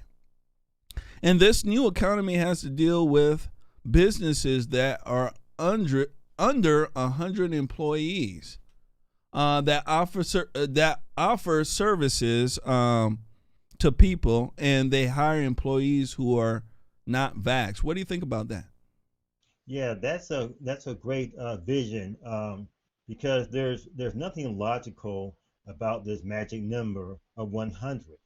So if they want to cut it off at 100, of course, businesses will accommodate that idea, and they will have businesses that are under 100. They will do contracting work to make sure that their businesses are under 100 employees. However, I do want to say that what's taking place is these experienced unvaccinated workers or nurses, they are going to be replaced by inexperienced vaccine workers or nurses. Yep. And in order to get these inexperienced workers or nurses that are vaccinated, they're going to have to charge a premium. They're going to have to get some sort of incentive, some sort of premium, some sort of bonus in order to get these workers in. So their price will grow astronomically high. But also we're looking at another war on white people. Yep. This is called the browning of America. These people want to get rid of white people out of the workforce, and they want to replace them with brown people. Yep. They want to replace them with, brown people that have been vaccinated. And that is what they're doing here. This is part of the war on white people. Get rid of as many white people as you can, make them unemployed, Yep. and say that they cannot be employed until they become vaccinated. And by that time, they will flood the market with brown people from third world countries that Absolutely. do not have our ideals in mind, and just employ them and pay them the wages that they want, that they would not pay these white people. So that's what's taking place here. It is another replacement that these, crazy people, liberals, are putting on white people. Absolutely. A lot of the workforce, the medical industry, is filled with white Americans. And a lot of them are walking off because they don't want to deal with the what. Yeah. And there's a lot of black Americans, liberal blacks, that are out there who have already taken this. Besides them, people of color, right? Immigrants. It's the same thing that they have done with a lot of these coding jobs, right? They go ahead and ship the coding jobs off to the immigrants, the HB1 visas. Yes. Yes. Yeah. They go and bring these people from Pakistan, from India over here, ladies and gentlemen, for them to work, and they give them low wages. Instead of them to give the job to an American, they go and import the folks here and hold their citizenship and their visa hostage as they work for low wages, right? Facebook is very good at doing that. So is Google, right? A lot of these tech industries, that's what they do. That's why they don't hire Americans. So people got to get with the program with a lot of this stuff that is going down. But I do foresee a lot of businesses and a lot of services popping up that are going to get these people who are running out of these type of industries. And I think it will be a very good thing, because you'll probably see two competing markets after that, right? And in my eyes, you'll probably see more people going with the folks who are unvaxxed rather than going with the with the main establishment. Last words. Yeah, that's a good point. I think some consulting will pop up, and if a company has 300 employees, these consultants will teach them and show them how to break the company up into 3 parts, such that it's still a company that works together. There you go. And they'll have under 100 people. So yeah, that is another cottage industry that will pop up because of this. Absolutely. A way to get around it, kind of like a holding company, you know, a subsidiary of some kind, right? A sister company, right? You know, all you do is just divide the company up, you know, company A, B, and C, but it's all under one. You get what I'm saying? Working towards the same mission, baby. You get what I'm saying? Yep. I'm telling you, people will start doing stuff like this. They'll find every way they can to get around these mandates. And let me tell you something, it will be a very big industry for it. Let's go ahead and move forward. Ladies and gentlemen, make sure you guys hit that like button. Make sure you share. Now, Anthony Allen, across America, they have been chanting a word, a phrase. It's called buck fighting. Buck fighting has been a very good phrase that people have been chanting across America. From sea to shiny sea, people are doing this. And I want to go ahead and show you this clip here of people saying buck fighting. Let me tell you, it brought a tear to my eye when I first heard it. You know, it really did. It was a sweet, sweet song to my ears. Ladies and gentlemen, take a look at this here. Buck fighting chants break out at a football game. I want you guys to take a look at this. College football games across this nation. Here we go.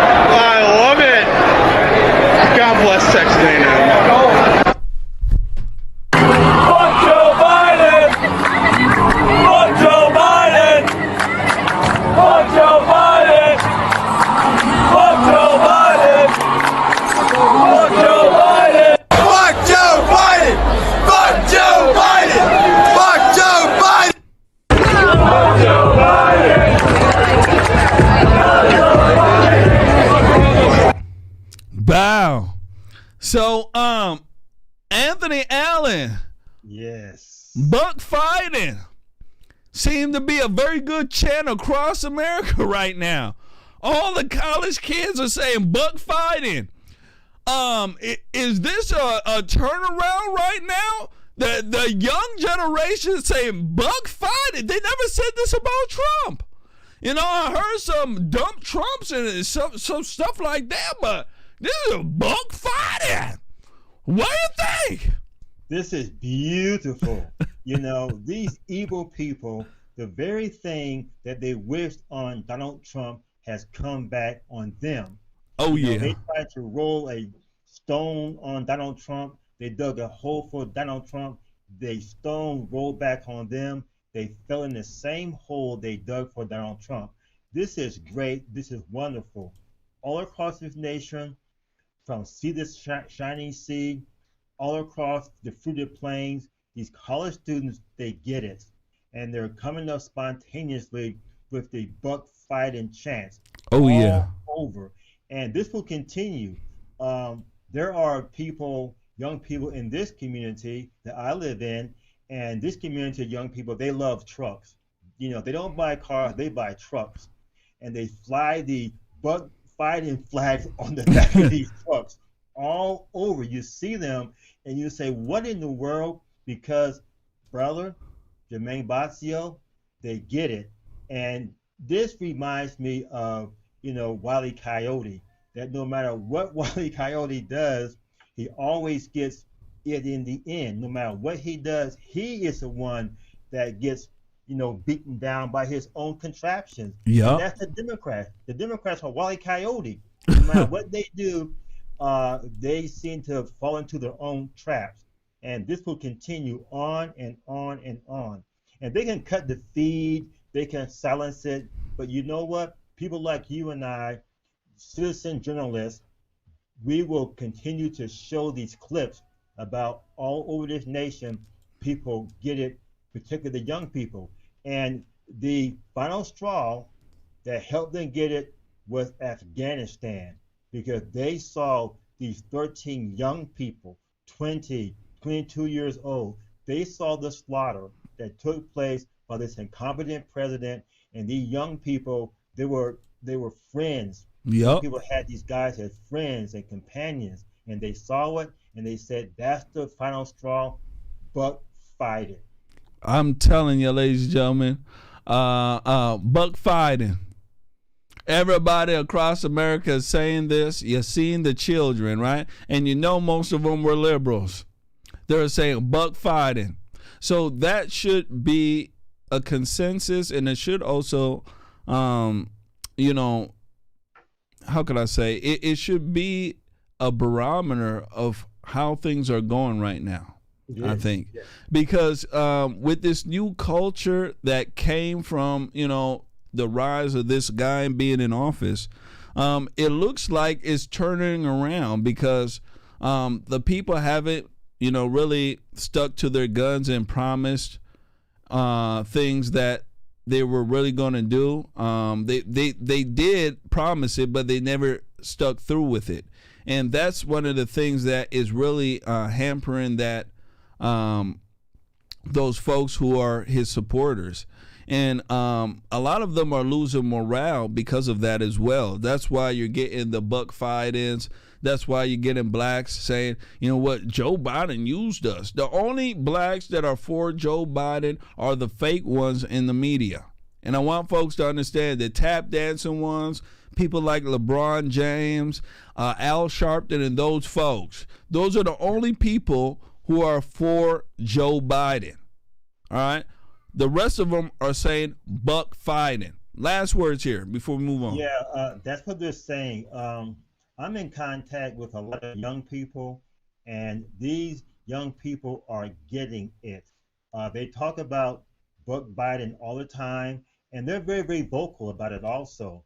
And so this is a watershed moment for our country, where the young people, they have started early. Yep. People in this area, they want Trump 2024 yard signs, not in 2024. They want them now. Yep. Okay. They want all the paraphernalia that usually would come out around, you know, like the election year. They want it now, because they are so ready.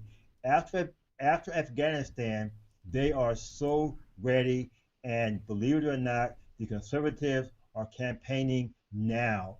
They are going to go up against Google. They will fight against the cheating that will take place. And the campaign starts now for the re-election of Donald John Trump. Absolutely. It starts right now. Ladies and gentlemen, make sure you guys do us a favor. Hit that like button. Make sure you share. All right? I'm going to need your help. I'm going to need your help.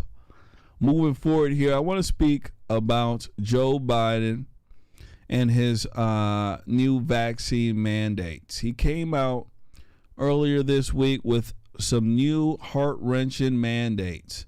And let me tell you, they're sweeping across the board. A lot of people are saying it is unconstitutional.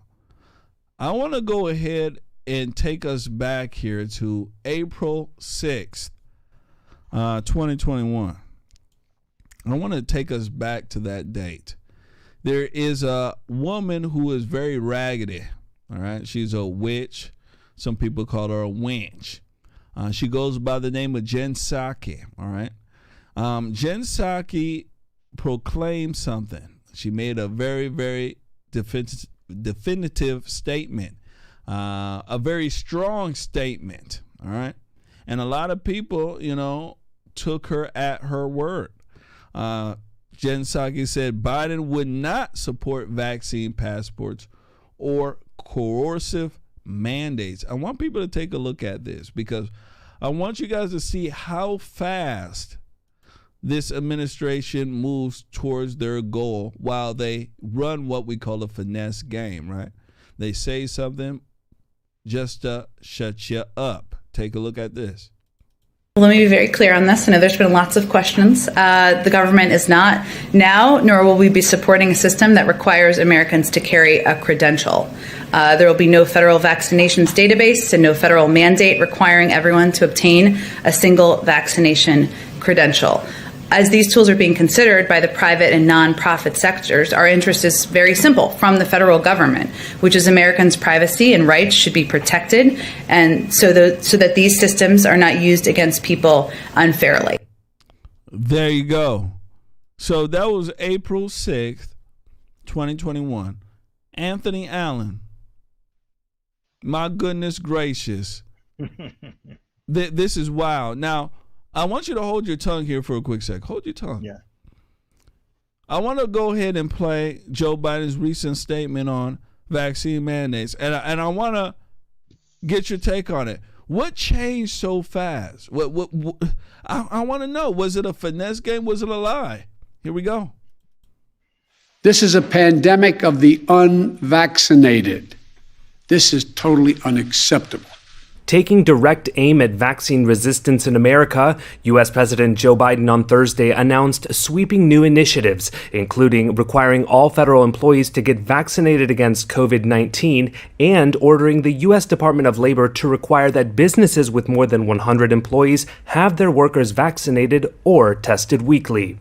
The new measures cover about 2/3 of all U.S. employees and are part of Biden's most aggressive steps yet to prod unvaccinated Americans to get the shots. The bottom line, we're going to protect vaccinated workers from unvaccinated coworkers. My message to unvaccinated Americans is this. What more is there to wait for? What more do you need to see? We've been patient. But our patience is wearing thin, and your refusal has cost all of us. So please do the right thing. The recent surge in cases from the fast-spreading Delta variant has posed increased risk not only to the country, but to a president who ran on promises to get control over the virus and who earlier this year said the country was, quote, closer than ever to declaring our independence from the pandemic.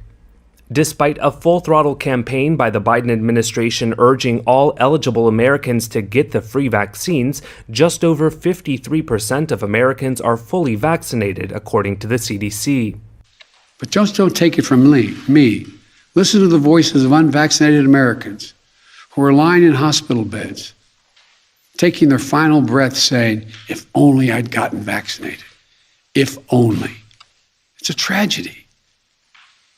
Please don't let it become yours. Under Biden's plan, the administration will also require vaccinations for more than 17 million healthcare workers at hospitals and other institutions, and seeks to ramp up testing capacity for the virus. Biden will use his authority under the Defense Production Act to spur industry to accelerate the production of tests and order big retailers, including Walmart, Amazon, and Kroger, to sell the tests at cost to make them more affordable. But the plan is likely to face legal challenges and was immediately disparaged by Biden's Republican opposition. It could be months before the mandate's impact is felt. So Anthony Allen, here we go again. So what is it here? It looked like he just did a 180. And he don't care. His patience is running thin. This is what he's saying. What do you think? Yeah, this is a distraction of the highest order. This is a distraction from the border, from Afghanistan, from the dismal employment numbers. This is a distraction from his complete incompetent administration. You know, he called this a pandemic of the unvaccinated. This is like someone that has a headache and they require everyone else around them to take an aspirin. Okay? Yeah, this is someone with a headache accusing other people that haven't taken an aspirin of giving them a headache. Joe Biden should be ashamed of even reading what he read. because I know that Joe Biden doesn't even comprehend what he has read. He's just mouthing words. This is an administration that is in free fall, and this mandate is going to be found unconstitutional. And not only that, before it becomes unconstitutional or found to be unconstitutional, people are going to be rejected by leaving their jobs, by not getting this jab. But I just want to tell people that they have to be very, very careful about how they leave their job. Yep. Make sure that you get a termination notice from the employee that you have been fired. They want to push you away, and then they can say, well, they You walked ran. off the job. Yep. Yeah, so don't give them that excuse. If they tell you don't come back, you demand a termination letter. Also, be wise, and you can also use a religious exemption. There you go. Say, hey, I am XYZ. You don't have to say what kind of religion that you believe in. You can even You make can just one up. say, I have a religious exemption not to take the vaccine, and they have to honor that. So we as conservatives, let's make sure that we're being smart as we resist this unconstitutional tyranny of the Biden administration. This is going nowhere. It's scary, but they're trying everything they can in order to give Biden some kind of legacy. He has failed on every corner. Everything that he touches turns to lead, and this also will turn to lead, and Joe Biden will be the worst president in the history of presidents ever in America. Absolutely. Anthony Allen, I'm part of the crowd called, my religion is called buck fighting. Yeah, buck fighting. In our religion, we don't take the COVID vaccine. We don't do that. It's a really nice religion. It respects your body. There's some other tenets in there that I don't know personally, but when I heard that, in the religion there, somehow, you don't have to take the vaccine, I was all for it.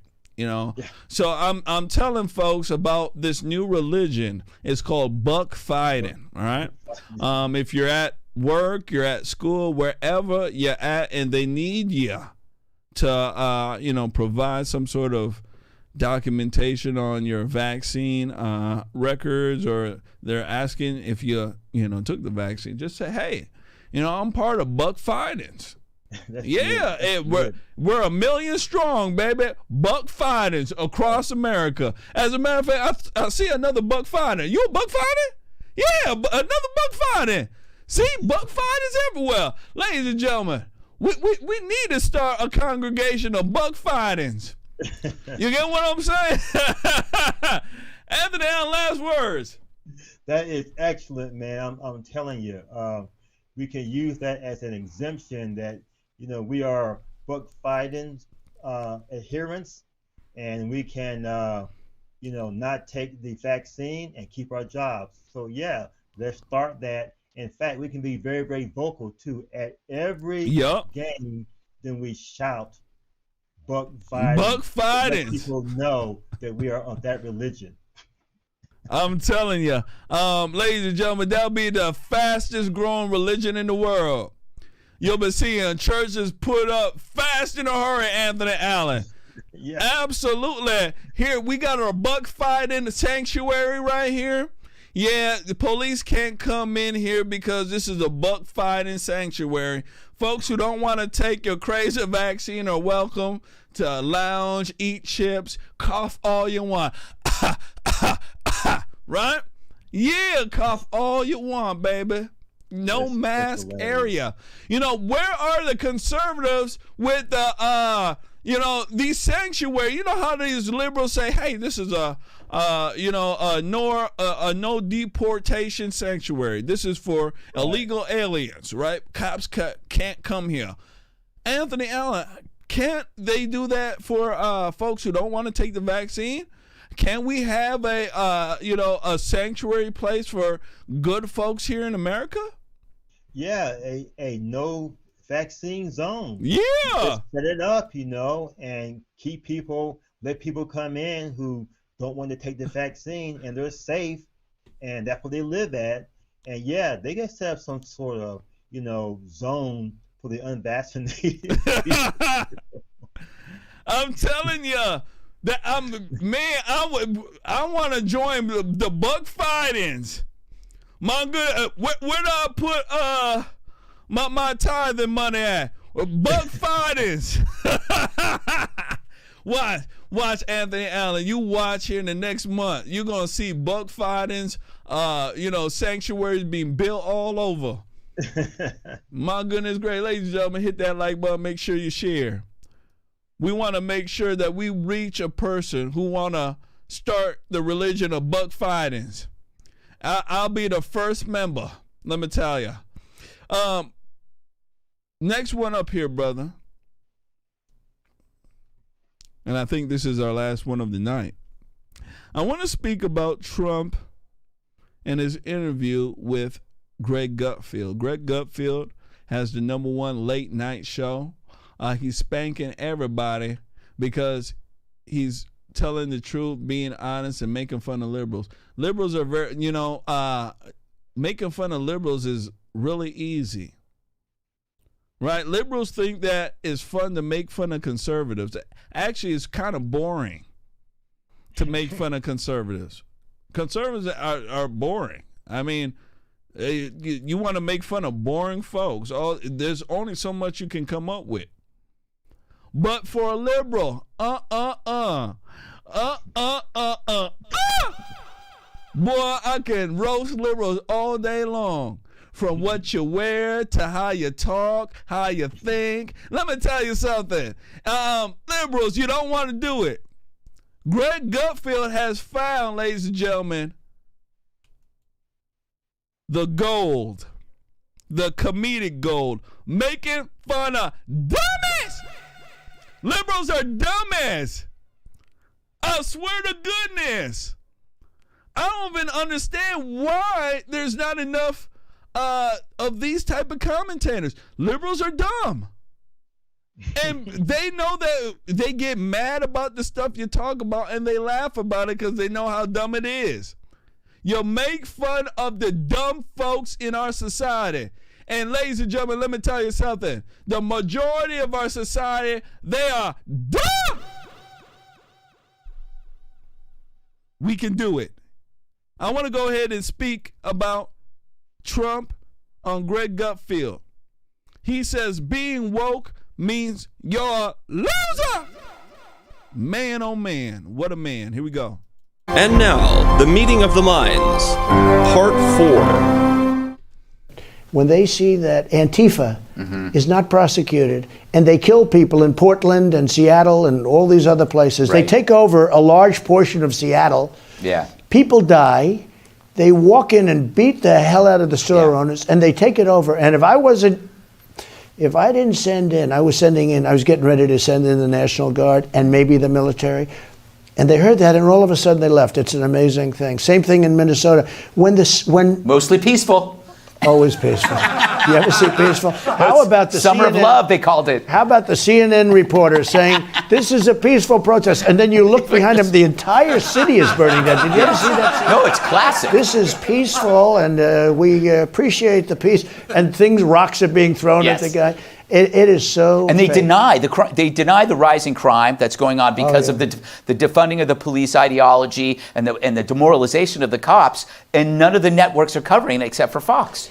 They don't prosecute murderers, killers. A guy killed an old woman, a grandmother, the other day. They don't even talk about it.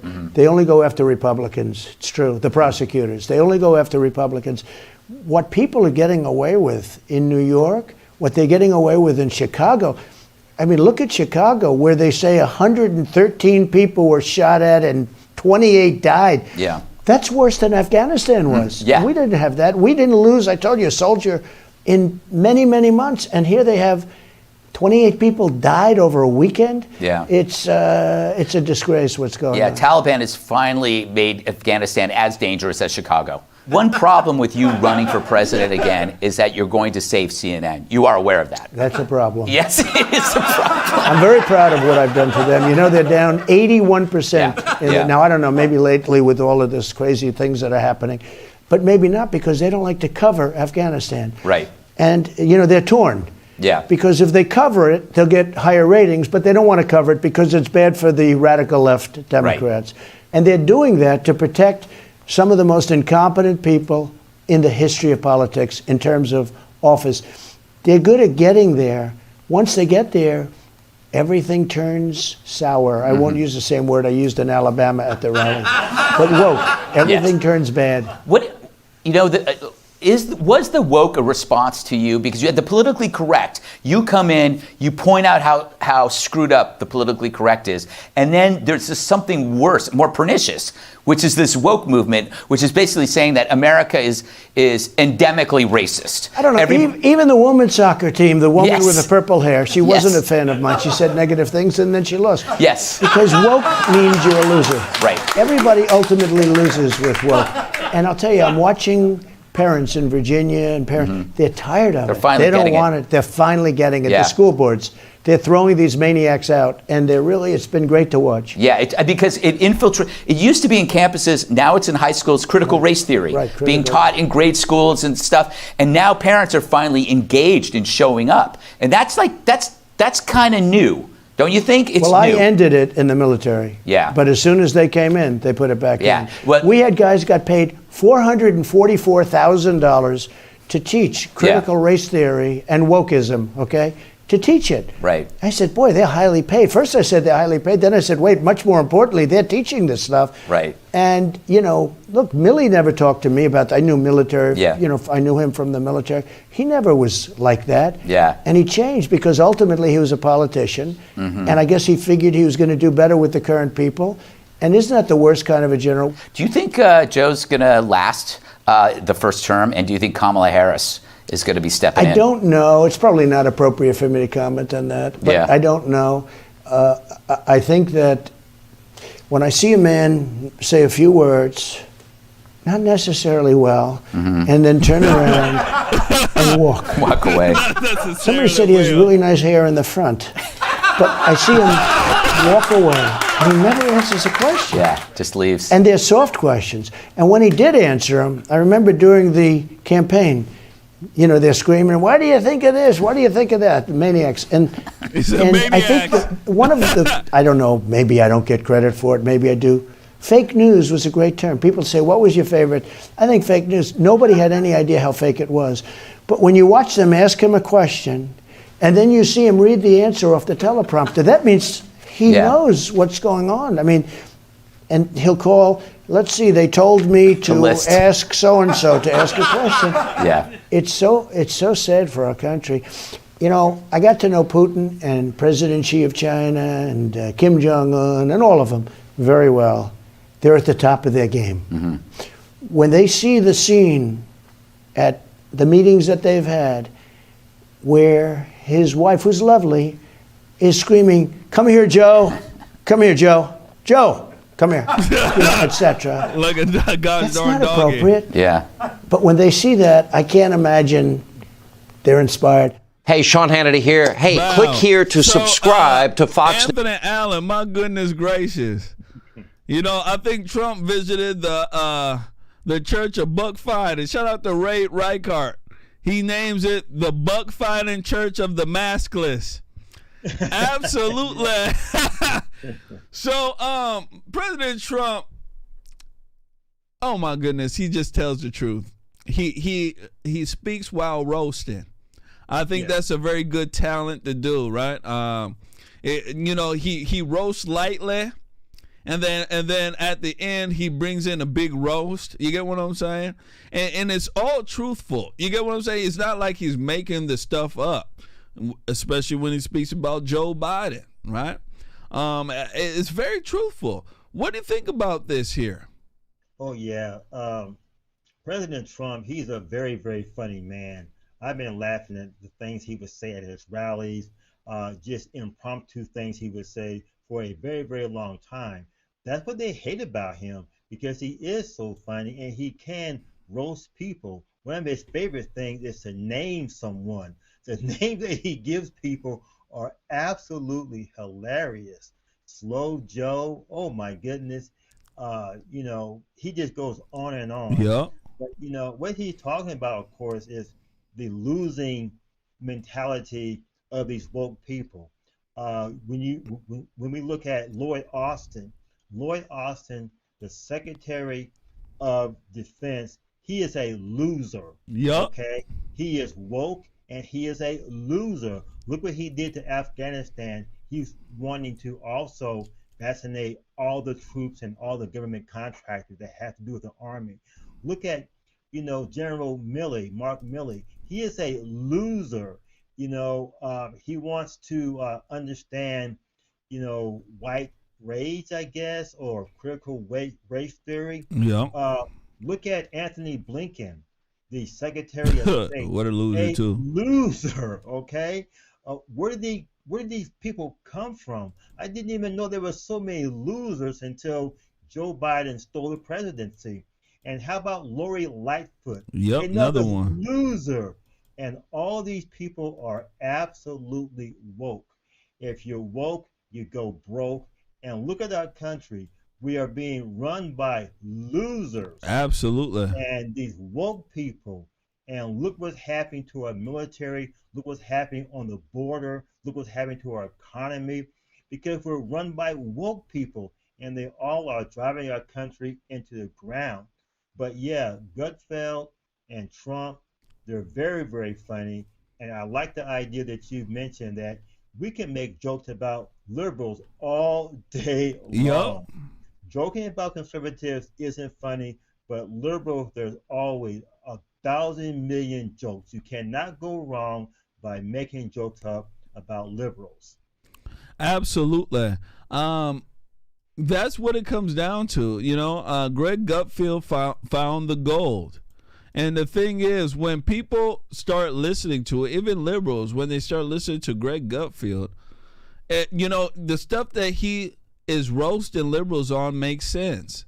And it gets the liberal to understand the reason why folks think it's retarded. You get what I'm saying? Because when you're living in a liberal cocoon, liberals don't like to be honest with other liberals. They have a female mentality. So that type of ignorance persists there. It's like an echo chamber of dumbness.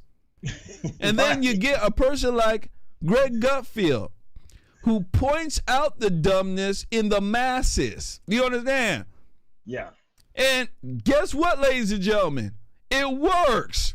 Because every time you hear a thing that a liberal does, it sounds like an Onion headline, doesn't it? Yes. It literally sounds like an Onion headline. A child has difficulty choosing between 32 different genders. That's a liberal. You know what I'm saying? Drag queen story hour. Liberal. Ladies and gentlemen. I mean, you make fun of the dumbness. And the thing is, when you start doing that, liberals start getting upset about it as well. There's some of them who do, because they'll start saying, "Well, you're being mean. You're hurting my feelings." Right? This is where it comes down to. So conservatives got to be honest, and you got to point the stuff out. Sometimes when you point stuff out, people who are emotionally weak are always going to say that it hurts. Do you understand? There's always a person out there who's dumb. There's always a person out there who cannot handle it. Right? They learned it from their mama. You have to be strong and speak past them. Last words on this here, sir. That is exactly right. Be strong and speak past them. And we have to understand who these people are and the mentality. And humor is one of the best weapons against these people, to make fun of them, to poke fun at what they believe, and they will finally get it. But in order for them to get it, they will become angry. They will try to, hurt you, eliminate you, cancel culture you. They will do all these things because they know that what you're saying is the truth and they don't want to hear it. So Gutfeld is a master at this. I've been watching him for quite some time. He's very, very witty, always has been. Great, funny books too. And then you add the humor of Donald Trump. What a great team that they made when they start talking about these liberals and how if you're woke, you're broke. What a great team. Absolutely. Absolutely. You can't get around it. I mean, I miss him. I do. I miss the president. You know, I miss him roasting folks when he was, doing the press conferences. I miss him bad-mouthing folks and putting folks down who deserve to be put down. I miss him. You know, ladies and gentlemen, I miss Papa. Papa. Like if it was my grandfather. Papa, I miss you, Papa. Come back here, Papa. We need order around here, Papa. Right? Ladies and gentlemen, I'm telling you, we miss him. Yeah, absolutely. Anthony Allen, that is our show for tonight. Yes, I want to thank you so much for coming on in here, hanging out with us here, hanging out with the beautiful audience. The audience definitely appreciates you and your time here, sir. Any last words for this beautiful audience? You know, I've been saying this for the past couple of weeks. Stick together, guys. We are winning this.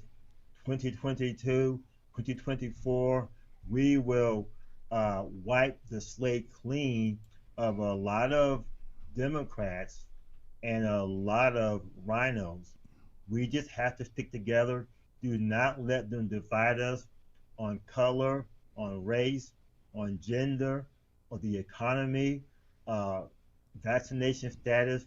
Don't let them do it, because Donald John Trump will be back and he will clean house again. And I think he'll be a much more wiser. Oh, yeah. Much more determined. He was already determined, but however, you know, he will have gotten rid of all the weight, all the backstabbers. He knows who they are now. There you go. And he's going to be awesome when he comes back.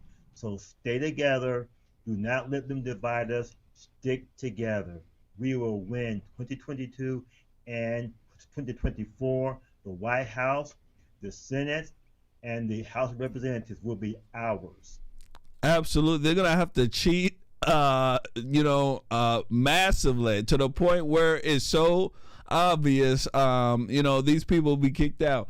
Ladies and gentlemen, I'm telling you, I miss Papa. He said that apparently the rumors, he may run in 2024. Apparently he will be dropping some announcement here soon on it. And I'm thinking he will run. I don't see any other conservative right now who has that type of star power. Maybe Ron DeSantis, somebody with some star power like that. And the thing is, Trump has immobilized a lot of folks. He has a lot of machinery, people who work and are on the ground putting out the things that he needs. So his machine is strong. His campaign is strong. His rhetoric is strong. He's built like an ox. He looks healthy, ladies and gentlemen. He speaks well, right? He sounds cognizant. He sounds like he has everything there. I see a return. And maybe this return will be, very, very, very, very good. Just like you said, he knows who the dummies are. I think that one thing about Trump that a lot of people, probably didn't want to admit was a lot of the people he picked really screwed him over. And that was probably because he just didn't know how serious and how deadly it was. Yeah. You get what I'm saying? So I think that now, coming back around, he has made enough friends. He has been insulted many times. He's been betrayed many times. That gosh darn it, he might treat it like a gang. They're gonna have to prove their worth. Yep. You get what I'm saying? That's the way gangs are. You can't say, "Hey, can I join?" and say, "Yeah, come on in." No, gangs don't do that. They say, "Hey, you're gonna have to prove that you're not a square. I need you to go shoot that grandmama across the street." You get what I'm saying? They have to do something to join the demons. Well, folks got to do something in a sense, to join the angels, to join the good folks.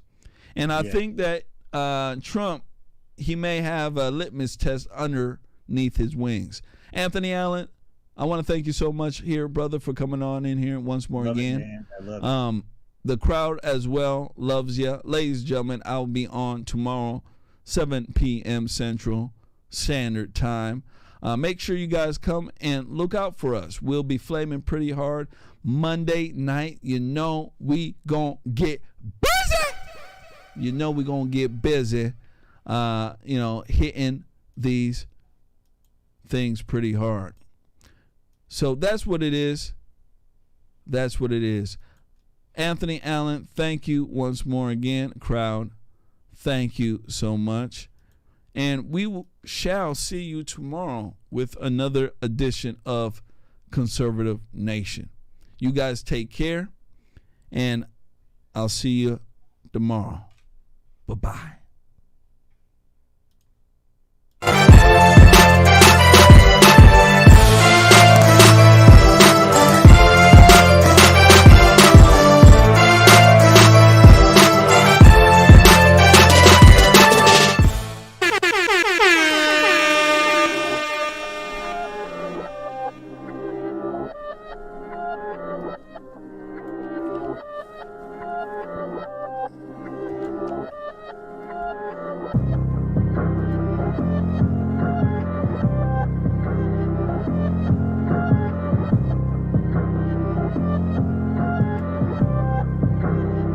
Let's run up a million.